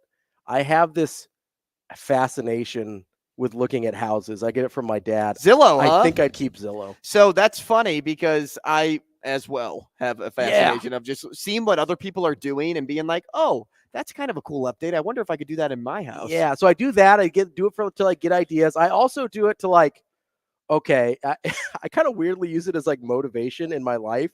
So I'll look at like houses I can't currently afford and be like, okay, what would I need to do? And like, oh, that's nice. If I could get there someday, like that's the house I want. What do I need to do to get to the place where I can buy this house or I can have these features? And so I kind of weirdly use it as like a. What about like your Ring doorbell? See, I don't use a Ring doorbell. I use a different system that I've got like a hub at the house, so I don't have to. I don't have to have that doorbell goes to my phone. I've got it that goes to my phone, but I can run it from my house. Plus, my wife can have it on hers. She can figure it out. See, you know what? So you can kind of double it up. The fiance you point can double up the apps here. But I mean, my car's my car, so I'm going to need. Yeah, you're going to need the car. So all right, I'm going to stick with this. It is Twitter, X. It is a financial company of some sort. It is the Yahoo Fantasy app. It is the ESPN app, and it is my car. Yep, and I'm going Amazon, Twitter, ESPN, financial, and Zillow. Can't believe I'm sacrificing the email app. I can't believe I'm sacrificing Gmail and Outlook. I can't believe for the mail app on the iPhone. I can't believe I'm using Zillow as one of my 5. Yeah, that's wild.